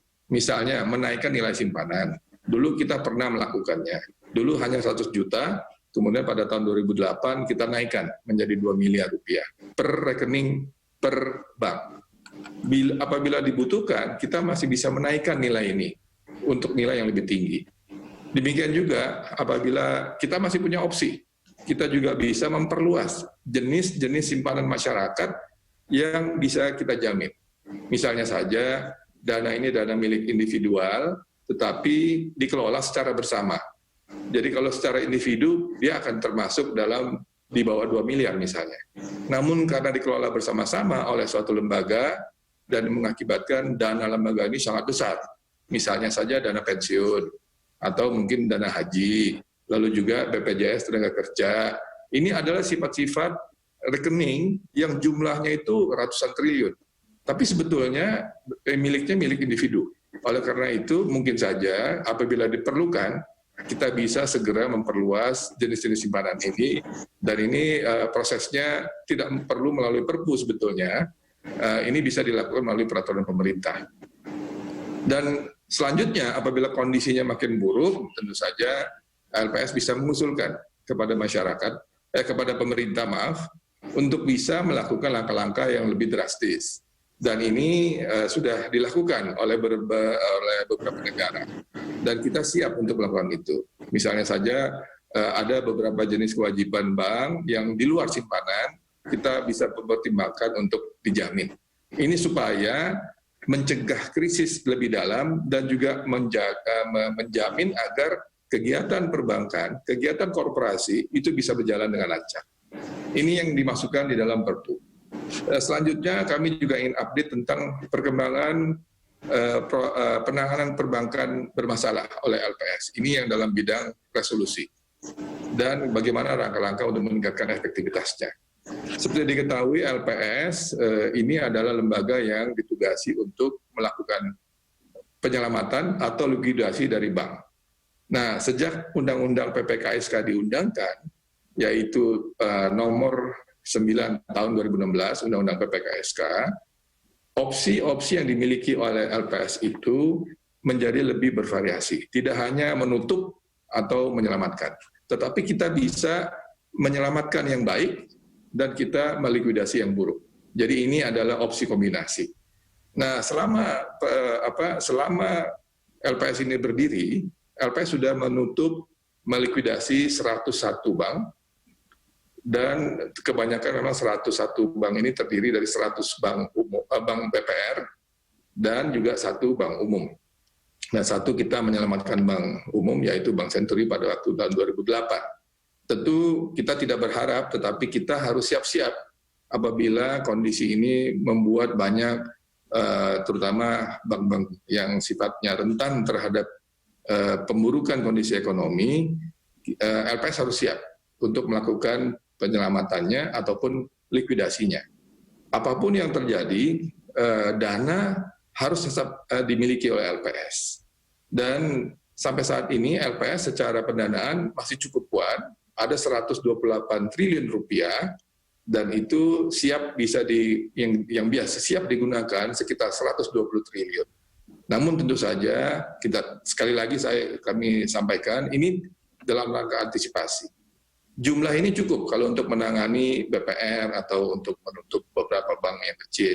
Namun kita tidak berharap kalau terjadi hal-hal yang di luar yang tidak biasa, LPS tentu membutuhkan pendanaan yang cukup. Oleh karena itu di dalam Perpu disampaikan bahwa yang pertama untuk meningkatkan efektivitas ini, LPS akan meningkatkan koordinasi dengan OJK dalam bentuk penanganan lebih awal terhadap bank-bank yang bermasalah. Ini penting buat LPS agar kami memiliki waktu untuk memberikan opsi yang terbaik, di mana yang terbaik itu terbaik untuk masyarakat, terbaik untuk kreditur, dan terbaik juga untuk keuangan pemerintah dan ekonomi secara keseluruhan. Oleh karena itu, di dalam Perpu ini, kami juga nanti akan diberikan kewenangan untuk tidak saja menggunakan prinsip bahwa penyelamatan atau likuidasi itu berdasarkan biaya yang terendah atau least cost test istilahnya. Di sini nanti Perpu memberikan kewenangan kepada LPS untuk juga melihat aspek-aspek yang lain, misalnya dampak terhadap ekonomi, bagaimana terhadap kepentingan masyarakat, bagaimana nanti ini bisa mendukung atau tidak mendukung proses pemulihan ekonomi, dan sebagainya. Oleh karena itu nanti untuk mendukung pendanaan LPS, LPS dimungkinkan pertama menerbitkan surat utang atas nama LPS sendiri. Kedua, bisa juga menerima pinjaman secara langsung dari pemerintah untuk menambah modal ataupun menambah likuiditas LPS. Dan yang ketiga, menerima pinjaman tapi secara tidak langsung. Pemerintah mengeluarkan surat utang, surat berharga negara, dijual ke Bank Indonesia, dan hasilnya itu diserahkan kepada LPS. Jadi itu yang dapat kami sampaikan. Sekali lagi, tugas dan fungsi LPS ini berada di depan untuk penjaminan dan berada di belakang untuk penanganan perbankan. Namun sekali lagi, LPS yang efektif dan dananya cukup, itu akan mampu pertama menenteramkan masyarakat karena dana mereka akan aman di masyarakat. Yang kedua, untuk kreditur juga tidak ragu karena mereka akan cepat bisa menyelesaikan tagihan-tagihannya apabila terjadi penanganan oleh LPS karena dananya cukup. Dan yang kedua, tentu saja kita berharap tidak terjadi. Tapi kalau terjadi, LPS harus cepat memulihkan fungsi-fungsi intermediasi yang ada di sistem perbankan. Sehingga fungsi intermediasi perbankan secara keseluruhan nanti akan bisa berjalan dengan baik, dan ini akan tentu mendukung proses recovery ekonomi kita. Demikian barangkali Bu Menteri dan Pak Menko, Pak Bu Menteri dan Bapak-Bapak Ibu sekalian. Assalamualaikum warahmatullahi wabarakatuh. Terima kasih Pak Halim. Teman-teman wartawan, tadi sudah disampaikan semua aspek yang berkaitan dengan Perpu dan langkah-langkah yang terus kita akan lakukan bersama dengan Pak Menko, dengan KSSK. Seperti diketahui bahwa situasi pasti akan terus bergerak, berkembang, dan oleh karena ini kita tidak dalam hal ini tidak akan berhenti untuk terus mengamati dan mengantisipasi. Kita berharap langkah-langkah akan terus diperbaiki, semua negara juga melakukan berbagai langkah yang akan terus di-adjust atau disesuaikan berdasarkan tingkat kegentingan atau tingkat extraordinary yang mereka hadapi. Kami juga di Indonesia akan terus melakukan hal itu.